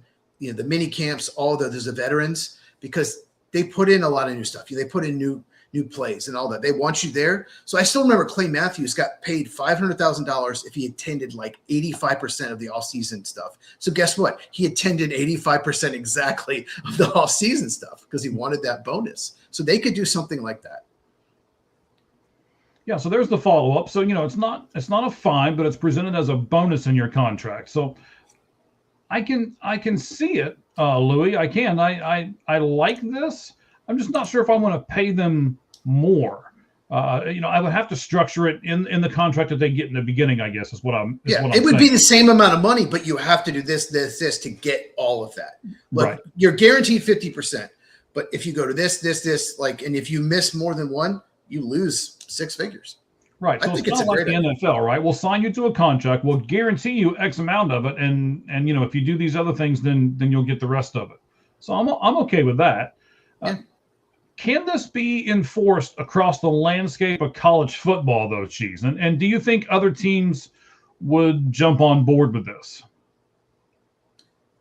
I don't know. And if someone's offering you, like I said, like if USC said $2 million guaranteed, none of these clauses. Colorado says $1.5 million, but $500,000 you have to earn by showing up.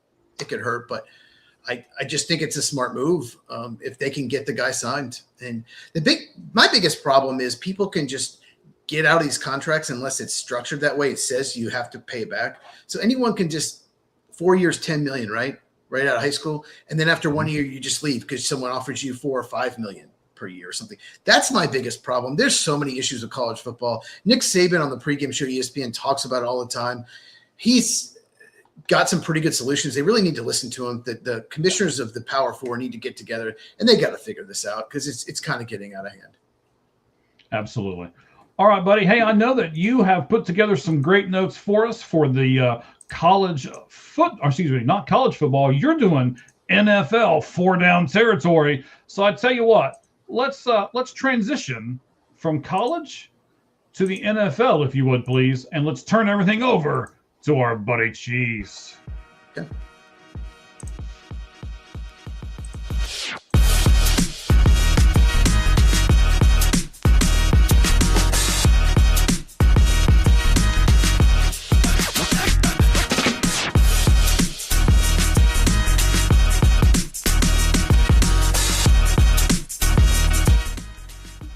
All right, buddy.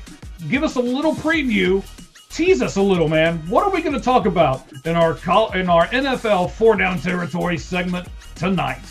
We're going to talk about the Pro Bowl because why? Somebody got named to the Pro Bowl and it's an absolute disaster. Oh, okay. We're going to talk about what a catch is. We're going to talk about the two teams in the Super Bowl and who their head coach and their GMs are and how long they've been there. And we're going to finish talking about the Buffalo Bills naming Joe Brady the head coach. And then, ladies and gentlemen, this should be interesting. I've got mine. Got it right there. We are going to do our lights out list, our version of the top 10. And today, we're going to do, you guys can start making your list. We're going to do the top 10 most important players in this year's Super Bowl. Should be an interesting list. You know our lists are going to be so different. They're going to be so different. I guarantee they're going to be different because I'm not a big defensive guy, and I know that you are, so I'm sure you're going to throw some defensive players in there. I'm going to tell you, I'm going to have very few defensive players on this list. There are a couple that made it, but not a lot. So we'll see how different. 5. I have 5 defense, 5 offense. All right. You be as even as possible, sir. You go right ahead. So it was an accident. Was it? Yes. Okay. Louis, let's get through the question first before we put your comment up there. Cheese. Okay. Where are we going to start? Oh, we got to start with the Pro Bowl. So, Shedeur Sanders, quarterback of the Browns, speaking of Colorado, Dion, he's been named to the Pro Bowl. He's replacing Drake May, who can't attend because he's playing in the Super Bowl. In 7 starts, this is Shedeur Sanders' numbers. 7 touchdowns, 10 interceptions. He also had the worst completion percentage, worst QBR, worst quarterback rating in the NFL, minimum 5 starts. So basically, Mike, he was the worst quarterback in the league statistically. We're talking about that right now, Louis. Apparently, he was an alternate. I looked it up. I was like, how the heck did he get named? The fan voting had him ahead of Trevor Lawrence, Aaron Rodgers, and even Joe Burrow. So, my question for you. Should the NFL have stepped in and just named one of these other AFC quarterbacks as an alternate? Ooh. Because this makes the league look terrible, in my opinion. It does make the league look terrible. I listened to your video a couple days ago, I believe, or yesterday when you published it. Yesterday, yeah. Mm-hmm. Yes. As soon as this is over today, we're going to throw this up on our X page, All Gloves Off SM. So you can get that full video. It's about 5-6 minutes long. You know, we can't expect you to talk about it forever. I mean, it is Shedeur. So it's the easiest video I ever made. I did no notes. I barely had to edit it. It was I just saw it, boom, made a video. And you can get it at Football with Cheese on YouTube, at Football with Cheese, CHEZ. Okay, so what do you think the NFL should have done? Should they have jumped in there and said, no, you can't. We can't let this happen? Well, let's read what one of our viewers says here. William says, thank you for talking, Shedeur. I'm not sure if you should be thanked or not, but should fans lose their Pro Bowl rights, or should NFL nominate the candidates for whom fans can vote? And I'm putting this up here, man, William, I like that part. Let's not let them vote on everybody. Let's narrow it down, or maybe the players get to vote first and then, their top 5 or something go into a thing, and then we let the fans vote, something like that. That would stop the fans from being able to vote on anybody and everybody. I think that would be interesting. Like he's saying, they establish the floor so that it's not so embarrassing. I I like that idea, William. I think you should work for the NFLPA, buddy. Yeah, I had that in the notes a little later, but we'll talk about it now. I was thinking maybe let the media and the players and the fans each have a third of the decision making. So at least the fans have some vote, because you want the fans involved. The NFL's never going to take it all away from the fans, but maybe give the media, the players, and the fans each a third of the votes. If that happened, the players and the media aren't voting for Shedeur Sanders. They're just not. And I know a couple Browns fans. I reached out to them. And did you vote for Shedeur Sanders? Heck no. Both of them. Mm-hmm. No. So this is Deion. This is Colorado. This is Deion. This is people fans of Deion. Probably more Cowboys fans because Deion played there, or Falcons fans voted than Browns fans. So right. If you didn't watch the beginning of the show, the guy who is in the Football Hall of Fame, yet in the same span since he's been the last time to the Super Bowl, Robert Kraft's been there 11 times, and he can't sniff the Hall of Fame for some reason. Not that it's fair or anything like that, but. And one thing about what Williams said, if you do that, maybe you have to wait later in the season. So maybe like after Thanksgiving, like from between Thanksgiving and Christmas, we let you vote. We pick, maybe top 5 at quarterbacks, maybe like top 10 at receiver or whatever. You vote off that like after Thanksgiving. Because if you start it early in the year, some guys get off to great starts and fall apart, and vice versa. Some guys, it takes them a while to get going. So, right. But anything has to be better than what happened, because I cannot. Okay, well, here's what bothers me. Here's what bothers me most about it. And thanks for checking out my video at Football with Cheese. The fact is, the media makes a case for a person being in the Hall of Fame, for a player. And almost always when you hear it, when they talk about it, is how many Pro Bowls they had. Oh, he had 8 Pro Bowls. Oh, he had 10 Pro Bowls. So that's a big deal when you're trying to get in the Hall of Fame. So that's what bothers me most about anything. Do you think what do you think about mine? Like the media, the players, and the fans each have a say. What do you think about the vote? How should they structure the voting, do you think? The only problem with that, Cheese, is that's going to take a while. And I'm not sure where you start it. You kind of mentioned it earlier. You can't go halfway, because some players have a great first half. Some players have a great second half. It's really hard for a player to have a really great, complete season. So you're going to have to structure it a little differently. Or you're only going to have to give them like a week at a time. Like, we only give the fans a week, or we only, then we get the press a week, and then we give the players a week. Or I guess you could do it that way. Or you know what? Maybe you just shut the Pro Bowl altogether. Who cares?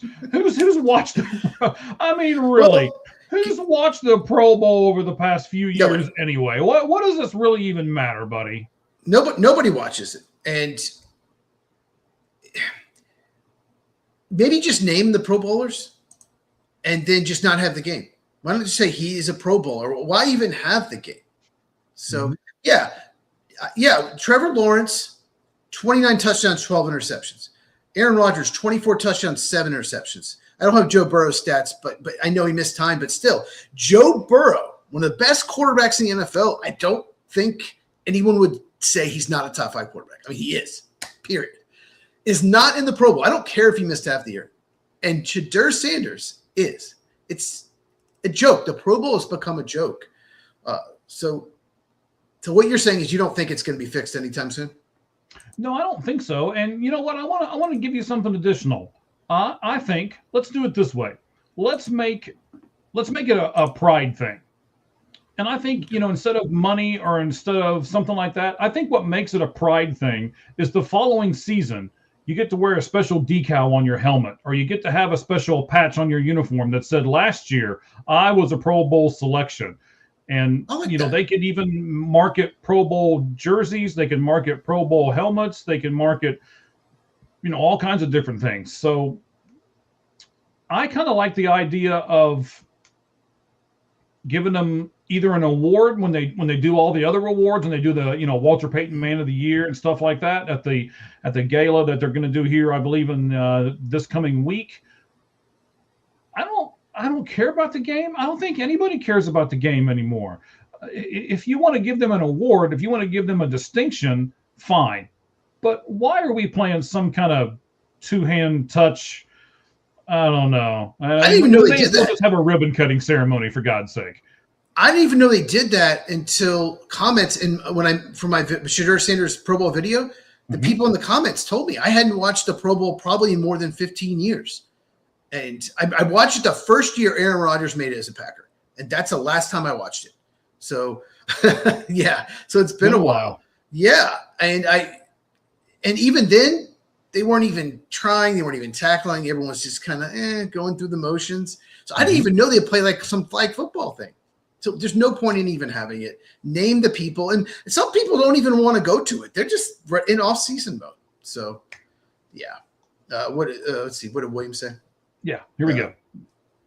We got press and players vote first to establish the floor for the candidates to qualify. Then fans can only vote players in the top. Yeah, so when they get the top so many percentages, that's all that can be voted in. And yes, don't play the game. Make it an all-pro honors. Right. Those last three words are 100% right. There's no game needed. That doesn't add to the lore of the award or anything else. Why? Why are we even playing the game? I agree 100%. And then you won't have – you're great today. And this situation never would have happened because Drake May would still be a Pro Bowler. He wouldn't have not been in the game because of the Super Bowl. So we would never have had Shadur Sanders as a Pro Bowler if you didn't play the game. Look at the golden flip here. He says, hot take, make the winning players on the Pro Bowl game and give them the right to use a special power once a season called the golden flip. They can choose the outcome of any given coin toss. Overtime. It's big now. You want to go on defense first. Lou, you might be on to something here. And man, I want to say you guys have been on it today with your comments, man. Thank you guys very much. We appreciate all of those comments. That's one of the reasons why maybe not bully the live chat. Maybe not bully, but everybody else. Well, Yeah. That's what happens when friends of cheese come on the chat. So he took off. He was hungry, so yeah. It's all right. All right, where are we going to next, buddy? Okay. So I know you did not enjoy the Broncos-Patriots game. No. 10-7 final. But you did text me, and you said you really enjoyed the Seahawks-Rams game. Correct. I enjoyed it as well, but something really bothered me about the game. And this is not the first time people have talked about this. While being tackled, Seattle Seahawks receiver Cooper Kupp, used to be on the Rams, now he's on the Seahawks. Mm-hmm. He extends his arms to try to get the first down, which he does. But it appears as he extended his arms, the ball pops out on the way to the ground. They ruled it a catch on the field, and the call was upheld. Okay? Yes. Here's my issue. Oh, did you have something to say? You saw the play, right? Obviously. Yes. Yes. Okay. The week before, Brandon Cooks for the Bills, in overtime, he had the ball, looked down. As he's down, secured the ball, the Bronco defender rips the ball out. They call an interception on the field, and then it was upheld. Very likely changing the outcome. It would have put the Bills almost in field goal range, and they may have won the game. The Broncos, after the interception, went down and kicked the game-winning field goal. Mm-hmm. So, Mike, I don't know what a catch is anymore. Can you please tell me what a catch is? I can't, but I'm going to tell you what I can tell you, and that is this is what the NFL wants. The NFL has put two big things recently that I don't think we're talking about enough that makes the game really, really intriguing and gets people like you and me and some of those loudmouths on that four-letter channel that I can't hardly stand that does a lot of football stuff and gets them to scream and shout and, pronounce things wrong and show how stupid they are and everything else, but it still gets them to talk. That's the scheduling now, like how the Patriots can go from worst to first. And that's this rule. This rule has caused so much controversy. We're talking about it seemingly every week. It's like I think Jerry Jones has come up with this, right? We don't care about football. All we care about are some of these rules, and we need to talk about football every week. And if the rule does it, then let's keep going in this mired controversy thing, and let's just simply keep talking about it. It doesn't matter if you know what a catch is or not. We're all just going to be upset about it anyway in the end. So what's it matter? Yeah. Do you remember the Des Bryant catch about a decade ago? Cowboys Packers in Green Bay. You know, obviously I'm a Packer fan, but I think that should have been a catch. I think it was a terrible call. It helped my Packers. I was happy at the time. But so this has been going on for a decade. It's not fixed. I still remember, so this has been at least 10 years, maybe longer.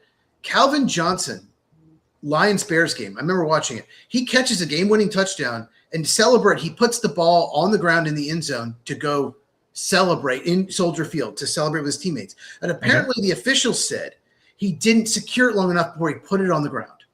Took the touchdown away. Bears won the game. And this is when the Lions were terrible. This was a huge upset for them. And it's just like, didn't secure it long enough. Like, I haven't shown you the play. That just kind of reminded me of it, but it was absolutely terrible call. So it's like week in, week out, year in, year out, we don't know what it catches. It just changes. And do you think the NFL – what should they do about this? Should they do anything, or do you think they just don't care? I think they don't care, as long as it's giving them. So you and I have talked about this before on different shows. We've talked about it off air. It's, you know, I know you're not a real big WWE guy. I am. One of these days, I keep saying I'm going to do another podcast that does WWE stuff, but we'll get to that later eventually. If you're a heel or a face, it doesn't matter in the wrestling business, as long as you're getting attention, as long as people are buying your merchandise. Who cares if they hate you or like you, as long as you're making money for the company. This is the same thing.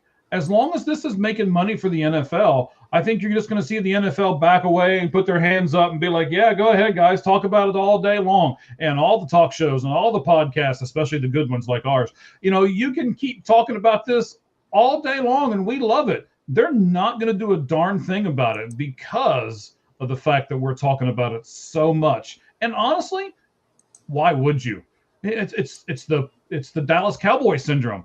You know, how much have we talked about Dallas? We seem to talk about them every time, every show, and they're irrelevant right now. But yet we still mention them somewhere along the line, just like we did now. So why change it? Why do anything different when we're all talking about it just like they want? Here's Louie. Louie's saying they're doing it on purpose because it ups fan engagement. Yeah, that's probably the best way to put it, Louie. Fan engagement. Not only do they not care, they love it. I 100% agree with him. Cheese, you froze up there for a second, but you're back with us. Go ahead, bud. I jinxed him. Hang on. Can you hear me? I got you now, Cheese. Go ahead, buddy. Oh, man, it froze for a while. Okay. It did. It froze for a minute.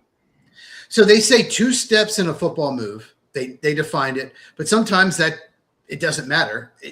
And a lot of times they just stick with the call on the field. There needs to be, I think, more of a definition. 2 steps football move. Maybe you have to secure it for at least 2 seconds. Maybe it can never hit the ground. Maybe make a rule. The ball can never hit the ground. You must secure it like your arms. Just there needs to be more, in my opinion, because this keeps happening. There used to be a rule. You could only get 1 foot in as long as someone pushed you out, because you would have gotten the 2nd foot in. They got rid of that, you know? So I just think they could make a rule. If the ball even touches the ground, it's not a catch. You have to secure it. It would make it harder for receivers, but at the same time, we would have less controversy. And I don't know. It just bothered me because I don't think that Cooper Kupp was a catch, and it probably cost the Rams. Maybe. We don't know. And it definitely cost the Bills the game. And the Brandon Cooks should have been a catch. So I don't know. It just really bothered me, and I really enjoy the game. By the way, Mike, you were 2-0 against the spread in predictions. Congratulations. You were 2-0. I was 1-1. You got them both right. That's all right. Every once in a while, even a blind squirrel finds a nut, sir. So well, if they called the Cooper Kupp play right, I might have gotten the Rams winning. But anyway. Well, you know, so what I did is I've got this kind of pull with the NFL now. I just made a phone call. And no, the Super Bowl preview. We're going to try to do everyone watching a Super Bowl preview. You know, it won't be as long as the last one, but we'll try to do one for you guys and break down all the matchups. So no, don't say it's not going to be as long, because we look at this and we make notes and we structure everything and go, okay, this will be an hour, and then 3.5 hours later, right? Yeah, trust me, my wife says it every podcast. Well, that show on Sunday, thank you guys for coming out for it. If you haven't, you can check it out on the channel. We talked for 2 hours, but we talked half of it about coaching hires, and we won't have to do that. Hopefully, if the Cardinals ever name a coach, we won't have to do that for the Super Bowl preview. And it's only one game. So, okay. So I know you know this. If anyone watched my channel knows they know this. I hate the word continuity. Okay. They hate it with a passion. The media likes to talk about it when it comes to head coaching and people in the front office, either general manager, president, or whatever. Okay. It's the excuse they always use when a team doesn't fire someone despite the fans wanting a change. They kept saying it with Tomlin, with the Steelers, and the Packers when they extended Matt LaFleur, head coach, and Brian Gutekunst, the GM. The Packer media said, oh, it's good for Jordan Love to keep the same staff. They say the same thing when the Bills hired Joe Brady. We'll talk about in a second. It's better for Josh Allen to keep the same offense. However, the two teams in the Super Bowl made some recent changes, and now they're one win away from a championship. So the Patriots general manager, Elliott Wolf, he's been in charge for just 2 years. And this is Mike Vrabel, the head coach. It's his first year as head coach. Okay. So they went from 4 wins to making the Super Bowl by changing the man running the front office 2 years ago and a new head coach last year. In fact, right, keep Jordan Love's offense together, right? Drake May has had 2 offensive coordinators in 2 years. No one is saying they should have kept head coach Gerard Mayo or Alex Van Pelt, the offensive coordinator, over Mike Vrabel and Josh McDaniels, who's the current offensive coordinator. So, Mike, why is continuity supposedly good for organizations but bad for others?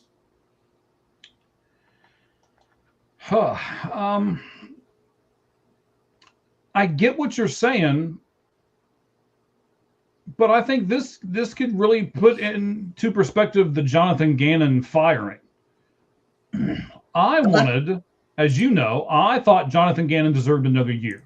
Mm-hmm. And he was snatched up pretty quickly by your Packers. So I think he's a talented person.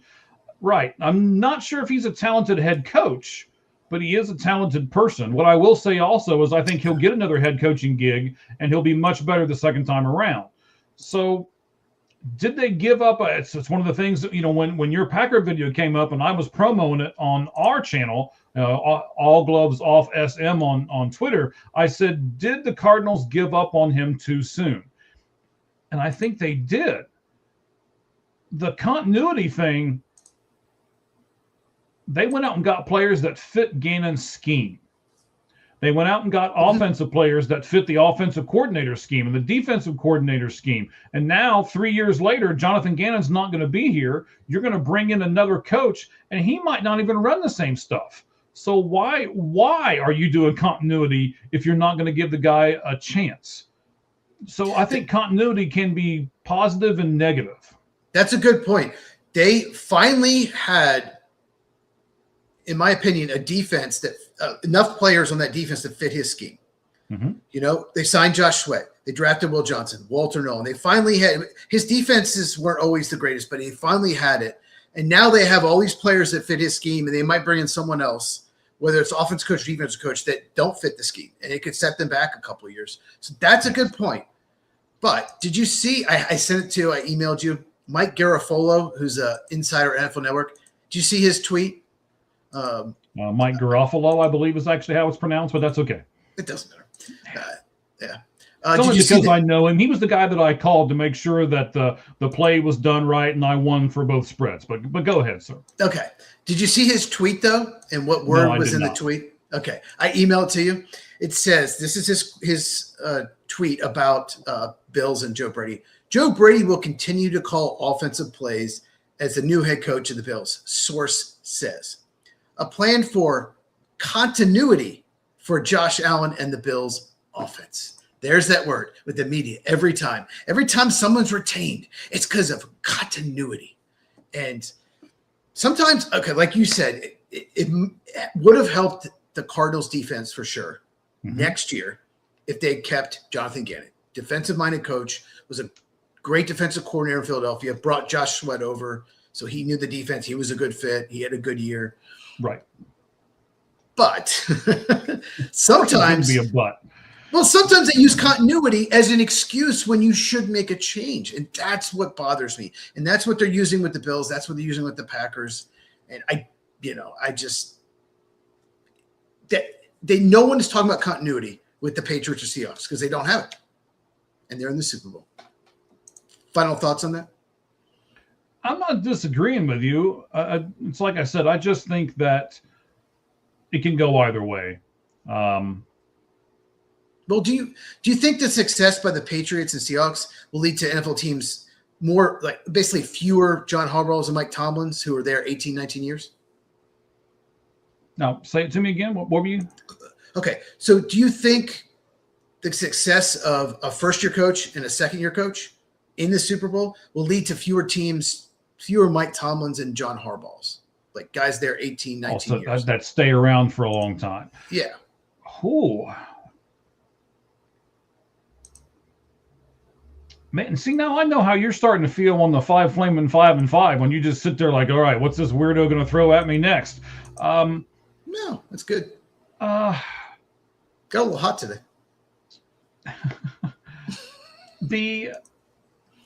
I think it's different for players and coaches. Like, I want to see a player, Buda Baker. Let's just use him for a minute, right? So he's the guy I think of first. He's been on the Cardinals forever. Sometimes I feel sorry for him because he's been on the Cardinals forever, but I like the fact that he's been on the Cardinals forever, right? I can buy his jersey. I can support him, and I feel like I know he's going to be there the next time I talk to him. So everything is going to be great there, but I don't know. I think sometimes you need a different voice in your locker room. You need a different leadership in your locker room. So I'm not sure if it works the same for players and coaches. Do you think that if Pete Carroll, who they were calling for firing, and they did fire him 2 years ago, the Seahawks, do you think if they kept him, the media would have said, oh, it's good for continuity? Do you think they would have defended the decision? Because I think they would have. Yeah, I think you're right. I think they probably would have too. Okay. Well, last question on this. Do you think sometimes it's good to make a change, just to avoid like complacency? No. You should make a change only when a change is needed. I'm one of those guys who I don't particularly like change. If it's not broke, don't fix it. I figured that. Yeah. So no, I absolutely not. Don't make a change just to make a change.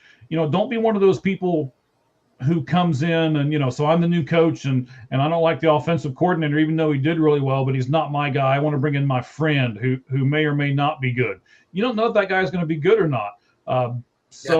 Why are you making all these changes just to make a change? I got 2 breaking things here, by the way. So whenever I know this is your segment. So whenever you want me to do it, we got a baseball one and a football one. Oh, give me the baseball one. Give you the baseball one. Major League Baseball has just announced that the trade deadline will be August the 3rd at 6 p.m. Ooh, so it's moved back about three days. Yes, they should have a few extra days in there. Okay. And we were talking about the Cardinals. Uh-oh. There's a new person that has been kept a secret, I guess, that they have interviewed, but they've tried to keep it a secret, and it's been leaked now. You ready for this name? Can I guess? Yes. Rich Kotite. No. Oh, Matt Eberflus. Matt Eberflus. Stop it. Okay, go ahead. Tell me. You. I have no idea. Ron Riverboat Rivera? Yes. Here's the thing, though. I want to get your take on this, but I'm going to just real quick say he did take the Panthers to the Super Bowl, but he's a twice retread coach. One retread coach I'm okay with. Twice, like Mike McCarthy, feels like a Mike McCarthy hire if they'd get him because he did fail in Washington. So what do you think about Riverboat Ron? I'd rather him take a chance on a younger guy. Okay. I think they're going to hire LaFleur. That looks like the guy that they're going to hire. Mike LaFleur, not Matt LaFleur, his brother. Yes, Mike. If that happens, then our two teams will be have a LaFleur, and we will both be going to the liquor store a lot. How about this? The Broncos have announced they parted ways with offensive coordinator Joe Lombardi. I saw that. Feel bad for him. I think, I'm not sure if he was the problem. Like they had a backup quarterback in the game, but it just seems like they fired a few assistants. Maybe they told Sean Payton, we need to shake it up a little bit. I don't know. It's kind of weird. I think they fired their cornerback coach as well. It's like they have the best corners in the NFL, one of the best cornerback groups in the NFL. So I'm not sure what's going on there, but I'll say this. Maybe they're doing it because Davis Webb might be plucked by someone either as head coach, maybe the Raiders, or as offensive coordinator. And so they're going to elevate him to offensive coordinator. He's a hot name right now. So that might be why they did it. All right. Let me do one more. We're throwing these things out here. Let's go. I just saw this. This is fantastic. You're going to roll laughing. Uh-oh. The 3 highest paid players that the Jets had this past season. You ready? Number 3. Is it 2 players that aren't with the team anymore? Maybe. Go ahead. Number 3, $23 million to Justin Fields. I would not have guessed that. Oh my God. Okay. Number 2, $31 million that they still had to pay to Sauce Gardner. Sauce Gardner. Okay, I got that. All right. And number one, it better not be Aaron Rodgers. $35 million that they paid to Aaron Rodgers. Got 2 of them. You did. Good job, buddy. Good job, buddy. Well, the good news is they're coming off the cap next year. Correct. I'll stop hijacking your show now. No, you're fine. That's great. No, that's good. Oh, my God. Well, the Jets, they don't win a lot of games. Yes. Okay. Jets. Okay, go ahead. Yeah, we got – well, speaking of the AFC East, we got one more segment left. We're about to do the lights out list. It's going to be fun. It will be.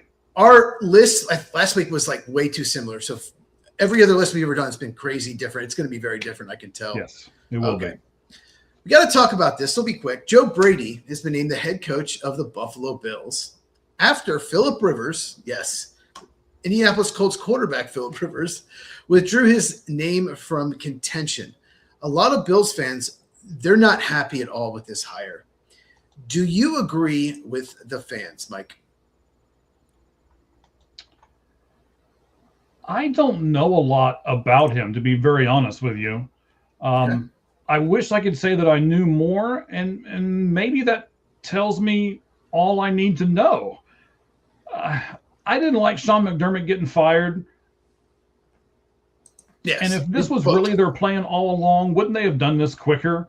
I mean, doesn't this kind of tell you that they went through a bunch of people and nobody wanted this job? So it's like, well, okay, now that it's been a week and a half since we fired our head coach, I guess we can just promote this guy and shoot off the fireworks and the confetti and say that this was our plan all along and lie to everybody.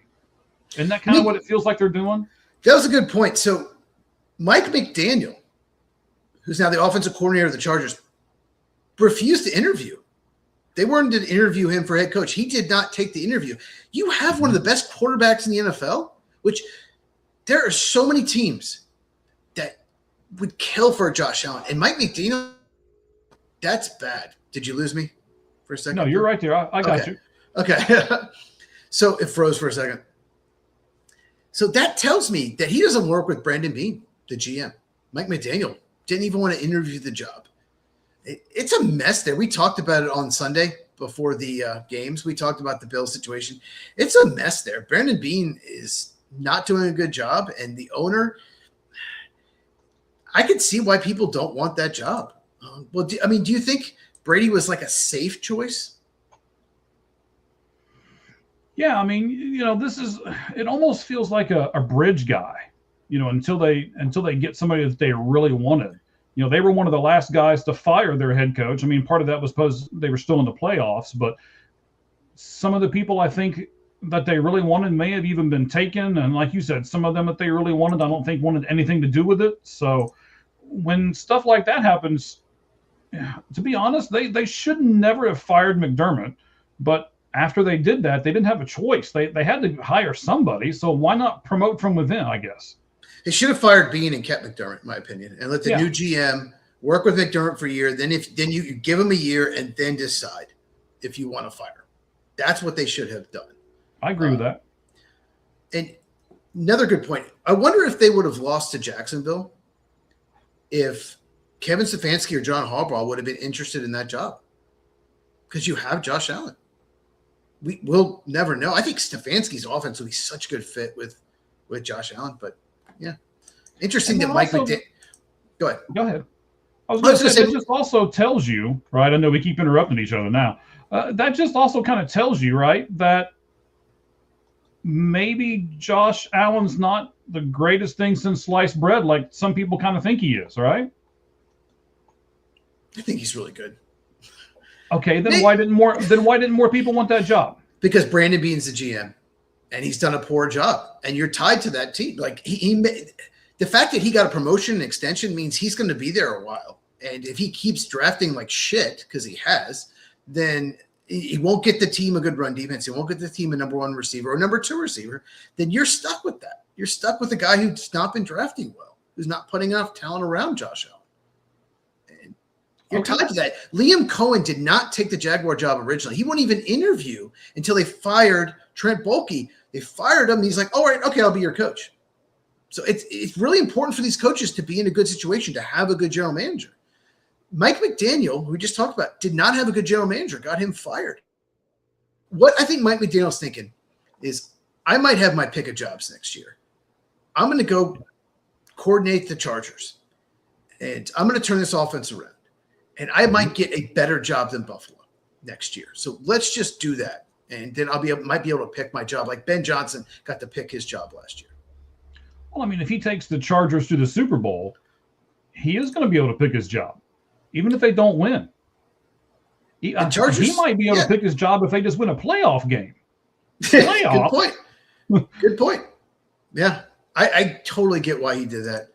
Okay, so do you think that you kind of touched on this a little bit, but I think it's possible Brandon Beane hired him because he's an easy fall guy.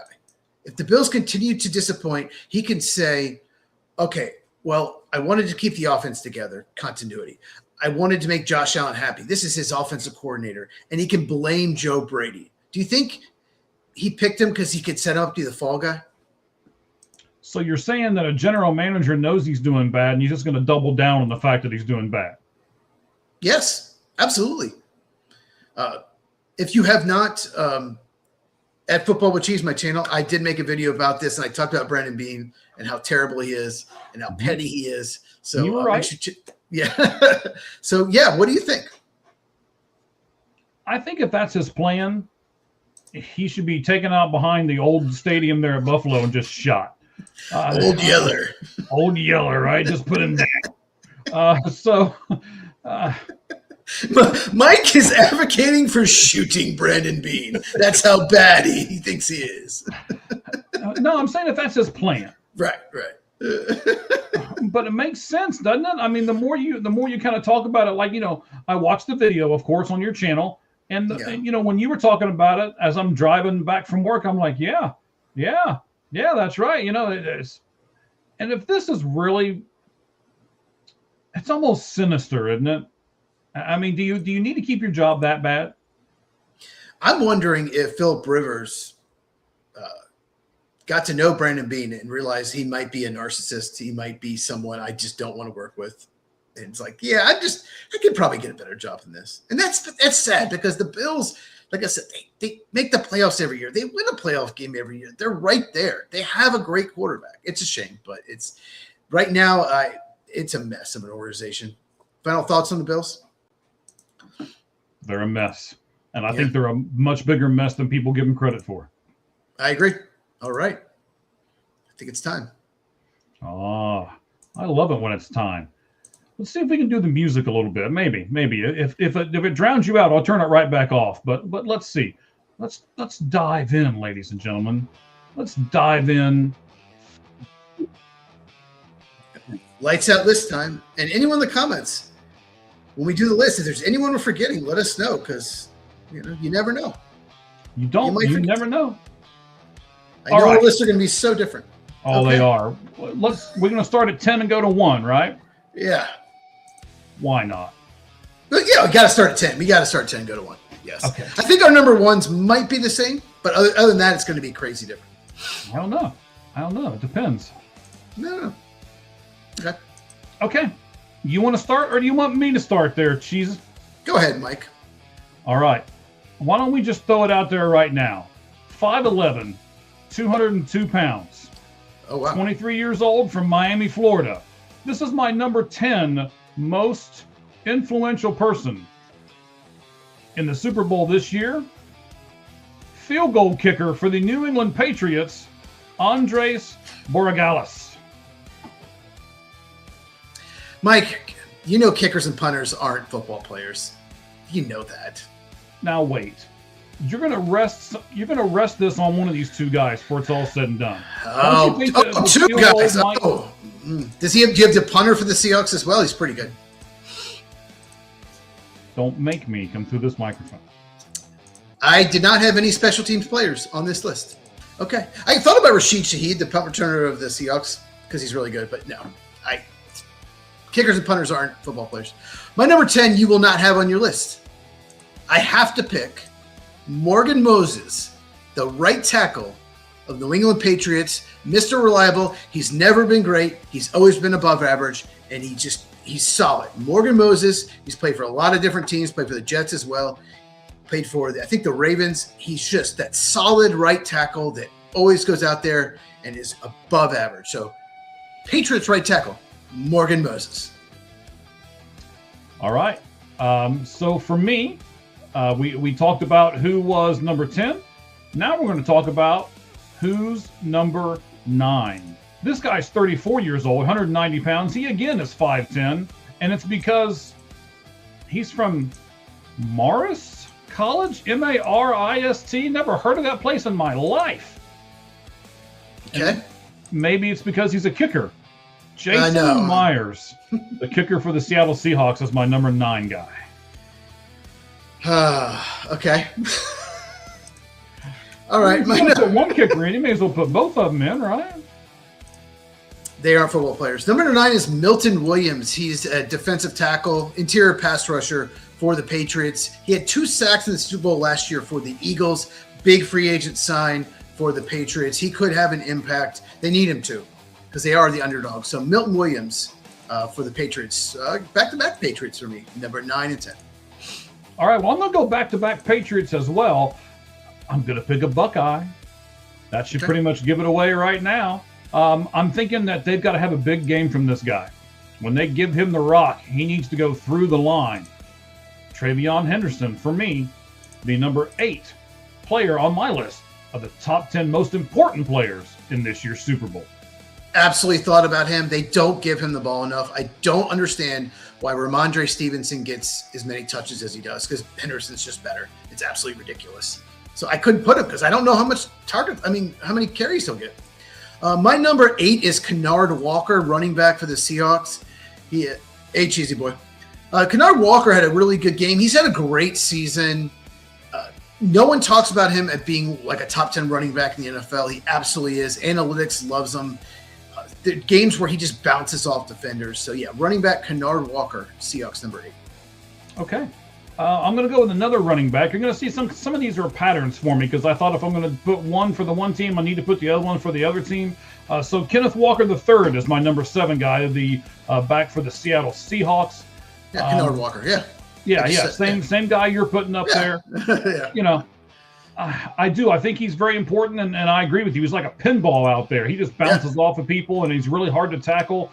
but the weather shouldn't be a big factor. So I don't know if it's going to be a little bit different with him, if they'll be able to wrap him up because it's not cold or it's not snowing or something like that. So we'll see how all that plays out. But I do think he'll be a big factor in this game for the Seattle Seahawks and for the Super Bowl itself.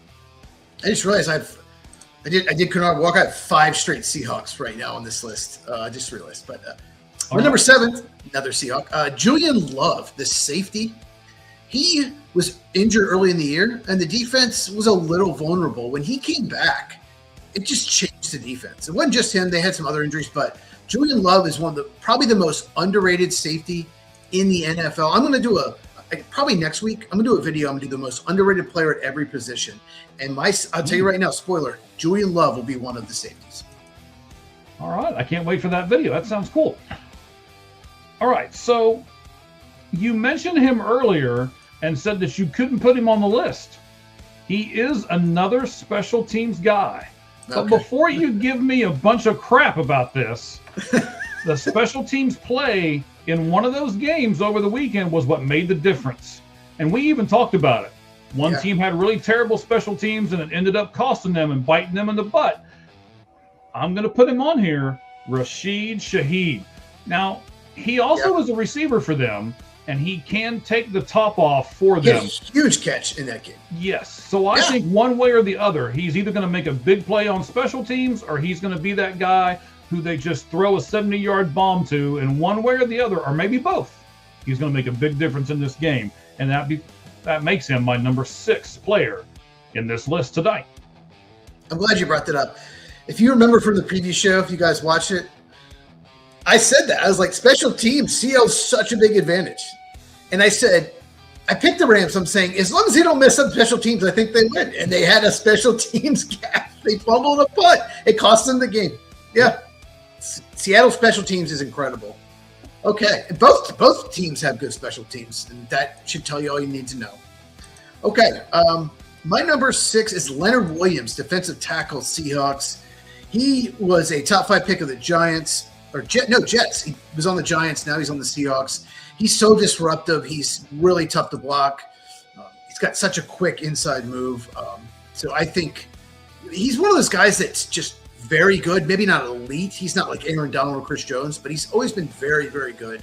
Good against the run, good against the pass. A good rushing the passer. Leonard Williams, defensive tackle, Seahawks. All right. I'm going to get into some of the better players in my opinion here. So an LSU graduate at wide receiver, 5'11", 197. I know it's spelled Boutte, but it's not pronounced the way it looks, right? Boutte, I think. Yeah, we'll go with that. Boutte, not booty. Boutte. No, it's not booty. But I tell you what, Kayshawn, wide receiver, New England Patriots. He's the guy that will just, some games get 1 target, other games get 8. But it just seems like he makes plays. When he does get targets, he makes a big play. I did not put him on this list. Just couldn't find room for him, but I get it. My number 5, you probably have this person higher, but I have Sam Darnold, number 5. And I know you think that's crazy maybe that he's not higher, but the top 4 to me are just insanely important. And I will get into that.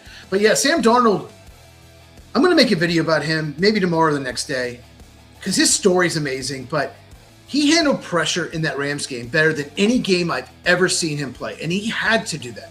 He had to not turn the ball over. He had to be amazing, and he was. And that is one of the main reasons they're in the Super Bowl. So my number 5, Sam Darnold. All right. So you got to your 5. I'm actually at number 4 here. I got the 2 kickers, 10 and 9. Travion Henderson at 8. Kenneth Walker III at 7. Rashid Shaheed at 6. And then Booty. Kayshawn. Kayshawn like Kardashian name. Kayshawn. Boutte. So we got him at 5. And now my number 4 guy. The highest defensive person on this list for me. Out of Oregon, been in the league for 3 years, 6'1", 205 pounds, born in Texas. Only 23 years old, but one of the best cornerbacks in the entire league. Yes. Christian Gonzalez, New England Patriots. More on him later. Do you know that he was available? Packers had a huge cornerback need and took Lucas Van Ness, edge rusher, Iowa. Just throwing it out there. Yeah. My number 4 is a corner for Seattle. My 5th straight Seattle. I will get Patriots next 2 after this. Let him hear it, Patriots fans. Let him hear it. Hey, my number 2 and 3 are Patriots, but my number 4 is Devon Witherspoon for Seattle. He was another guy that was hurt early in the year, and he came back and didn't look great when he first came back, but he has really come on, and no one's throwing his way. He's just so good. Yeah, Devon Witherspoon, he's former top 5 pick at Illinois. I have him at number 4. All right, so my 1, 2, and 3, I had them in different orders at different times, and I was doing this list, and I don't want to say they're interchangeable, but they're still really, really important, and I'm not going to get mad if somebody makes a list and one of these guys is at 1 and the other one's at 2 and 3, and, however they want to put them, but I think these are at least the top 3 guys in this game. So for me, I ended up landing on Sam Darnold at number 3. One of the big reasons for this is, I don't know about you, Cheese, but I just keep waiting to see him mess up. And so far, he hasn't done it. We've watched him in other games where he gets pressure and he just folds like a paper bag. So far, he's not. I don't want to say I'm proud of him or anything, but I'm surprised. I'll put it that way. And we'll see if he folds in the pressure of the Super Bowl.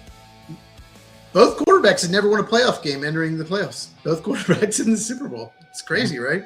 It is crazy. Yeah, he folded last year in the playoffs for the Vikings against the Rams. He was awful in that game, and they lost. And he was awful against the Rams in LA early this year. 0 touchdowns, 4 interceptions. But he was tremendous. I get it. All right. My number 3, you mentioned him already. Christian Gonzalez, cornerback for the Patriots.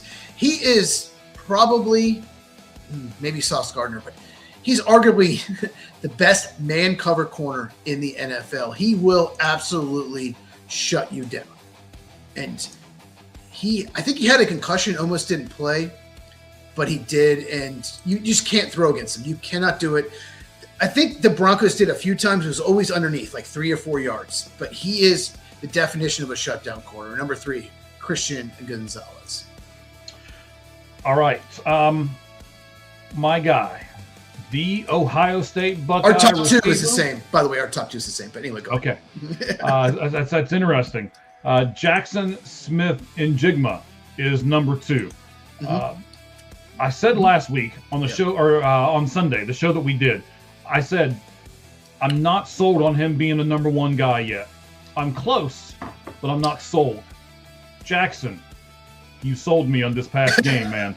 Yep. You really did, man. Man, you came through. I saw you get contested catches. I saw you run the exact route that you should.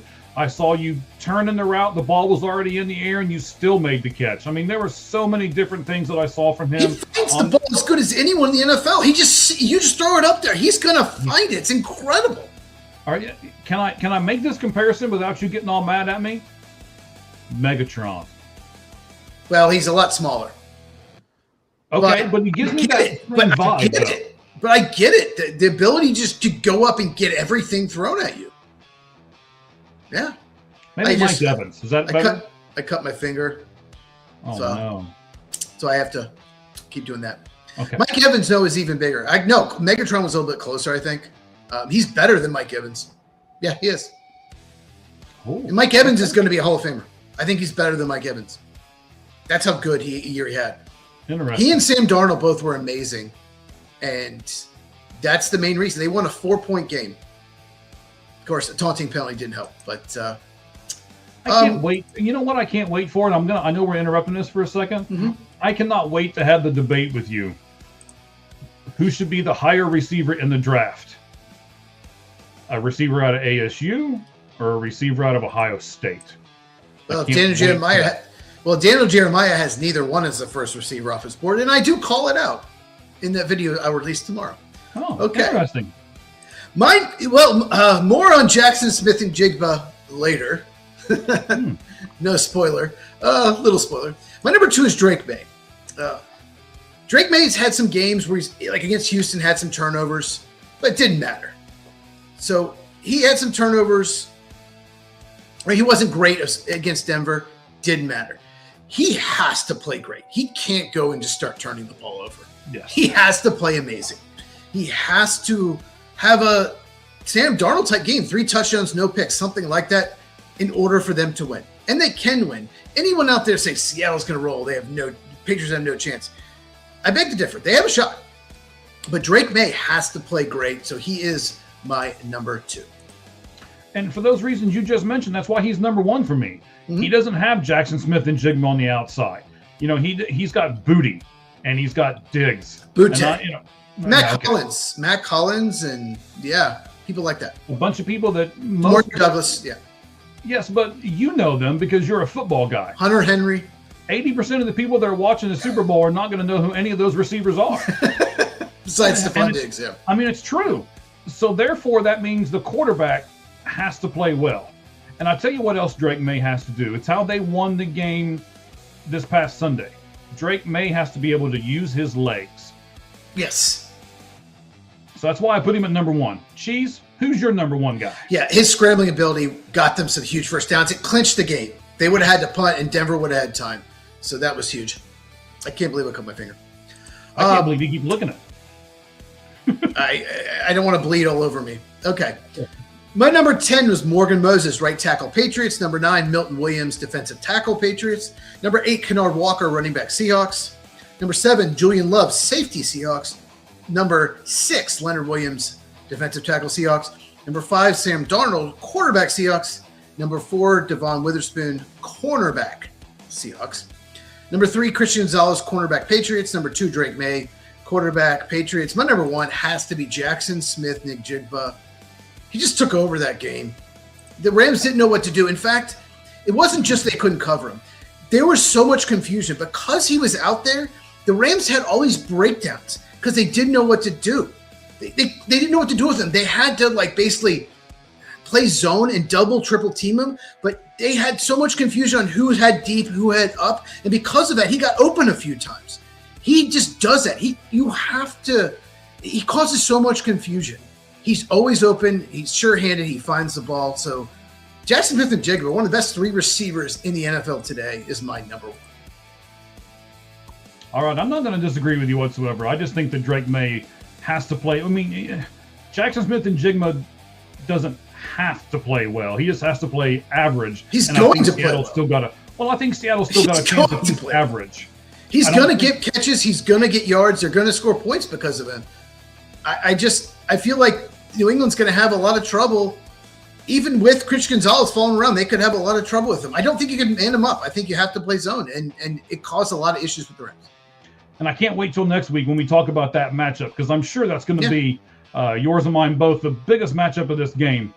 Probably. We're going to see who's going to win here. So it'll be interesting. I think that will play a big part in who actually becomes Super Bowl 60 champion. And I have a bold twist take on that exact matchup. Oh, look at unexpected. Like maybe Christian Gonzalez doesn't cover him.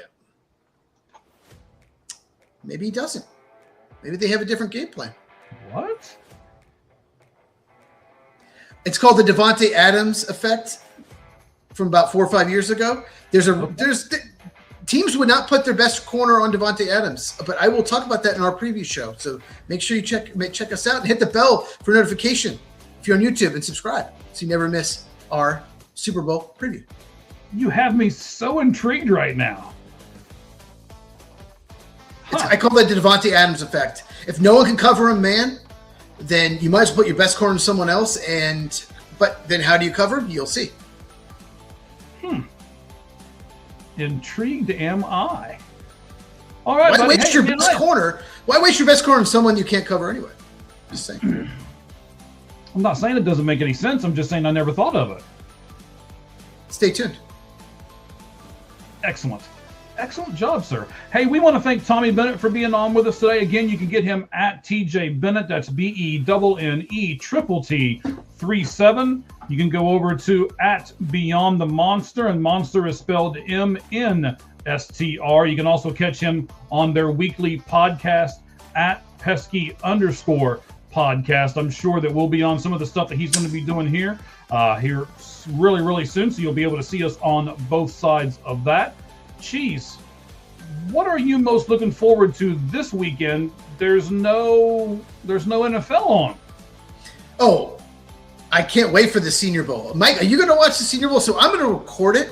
I'm going to DVR it. And I watched it 3 times last year, so that's usually my minimum. I've watched it as many as 5 times in years past. Don't judge me. So you're going to watch the Senior Bowl? Oh, I absolutely will. Okay. I a lot like you. I might not see it live. But I will watch it. I really love the Senior Bowl. I don't like the Senior Bowl. I love the Senior Bowl. I think it's a really good cap to the end of the college football season. Today, during the day, I have it on muted on my TV, the practices. Like I literally have it on. When I have a chance, I unmute it. So that's how big I love the Senior Bowl. All right. Sounds good. I can't wait to see it myself. Cheese. Thank you. Fans, thank you. Everything we've got is growing and growing and growing. We're on we're on Apple. We're on Spotify. We're now on Twitch. Everywhere. We're on Facebook. We're on X. If there's a platform out there, we're pretty much on it. Napster, MySpace. Even MySpace. That's right. We have cracked the code. Napster. Yes. Napster. I thought MySpace was bad. You had to throw Napster out there. All right. Ladies and gentlemen, once again, I really and honestly, we do seriously appreciate everything that you have done for us. We do appreciate it. Everything we're touching right now is growing, and it's because of each and every one of you. Come back next Tuesday right here for the Lights Out Sports Podcast. But before you leave now, make sure you do what, Cheese? Hit that bell. Get the thumbs up. What else should they do, buddy? So you should subscribe to the channel. If you're watching YouTube, subscribe, hit the bell for notification, because you never know when we will do an instant reaction. We do a watch along. We're going to do a preview. We don't just do Tuesday night shows. We do other shows at other times. So subscribe and hit that bell for notification. And if you're watching YouTube, hit the button that looks like this. All right. I'm going to give this a little bit. I'm going to do something different on Saturday, but I don't want to give it away yet. Stay tuned. Saturday is coming. Any little hint? Maybe a hint? Can we get a hint? It'll be done on Saturday. That's your hint. Thank you. You're very welcome. Mm-hmm. I mentioned it on the Sunday podcast, by the way. If you watch the Sunday podcast, you would have known, but I'm not going to give it away too straight. I was there. Yeah, I was there. You were there. Mm-hmm. All right. Ladies and gentlemen, once again, we do appreciate you very, very much. Thank you to our guest, Tommy Bennett, for being on with us. And thank you, Cheese, for those people who need your spot one more time. Where can they get? Well, wait. Don't. If he sends you something on Twitter, no. Don't do it right the moment till he gets it back. But you can certainly follow him on other platforms. And what would those platforms be, sir? Yeah, I'm not controlling my X. So if you get a DM from me, it's not me. Just delete the conversation. Yeah, I haven't plugged this at all tonight. So yeah, at Football with Cheese, CHEEZ. And I just did a video. I've done one about the Bills hiring Joe Brady and Shadur Sanders in the Pro Bowl. So make sure you check it out. And tomorrow I have a video reaction to Daniel Jeremiah's first mock draft. So make sure you subscribe. Awesome. Thank you all. Appreciate you. And as we always say, as we end everything, the only thing that's fair in life is a baseball. It's almost baseball time. It's a baseball hit between the third and first base lines. Good evening, everyone. Thank you for watching. Everyone's excited except Marlins fans.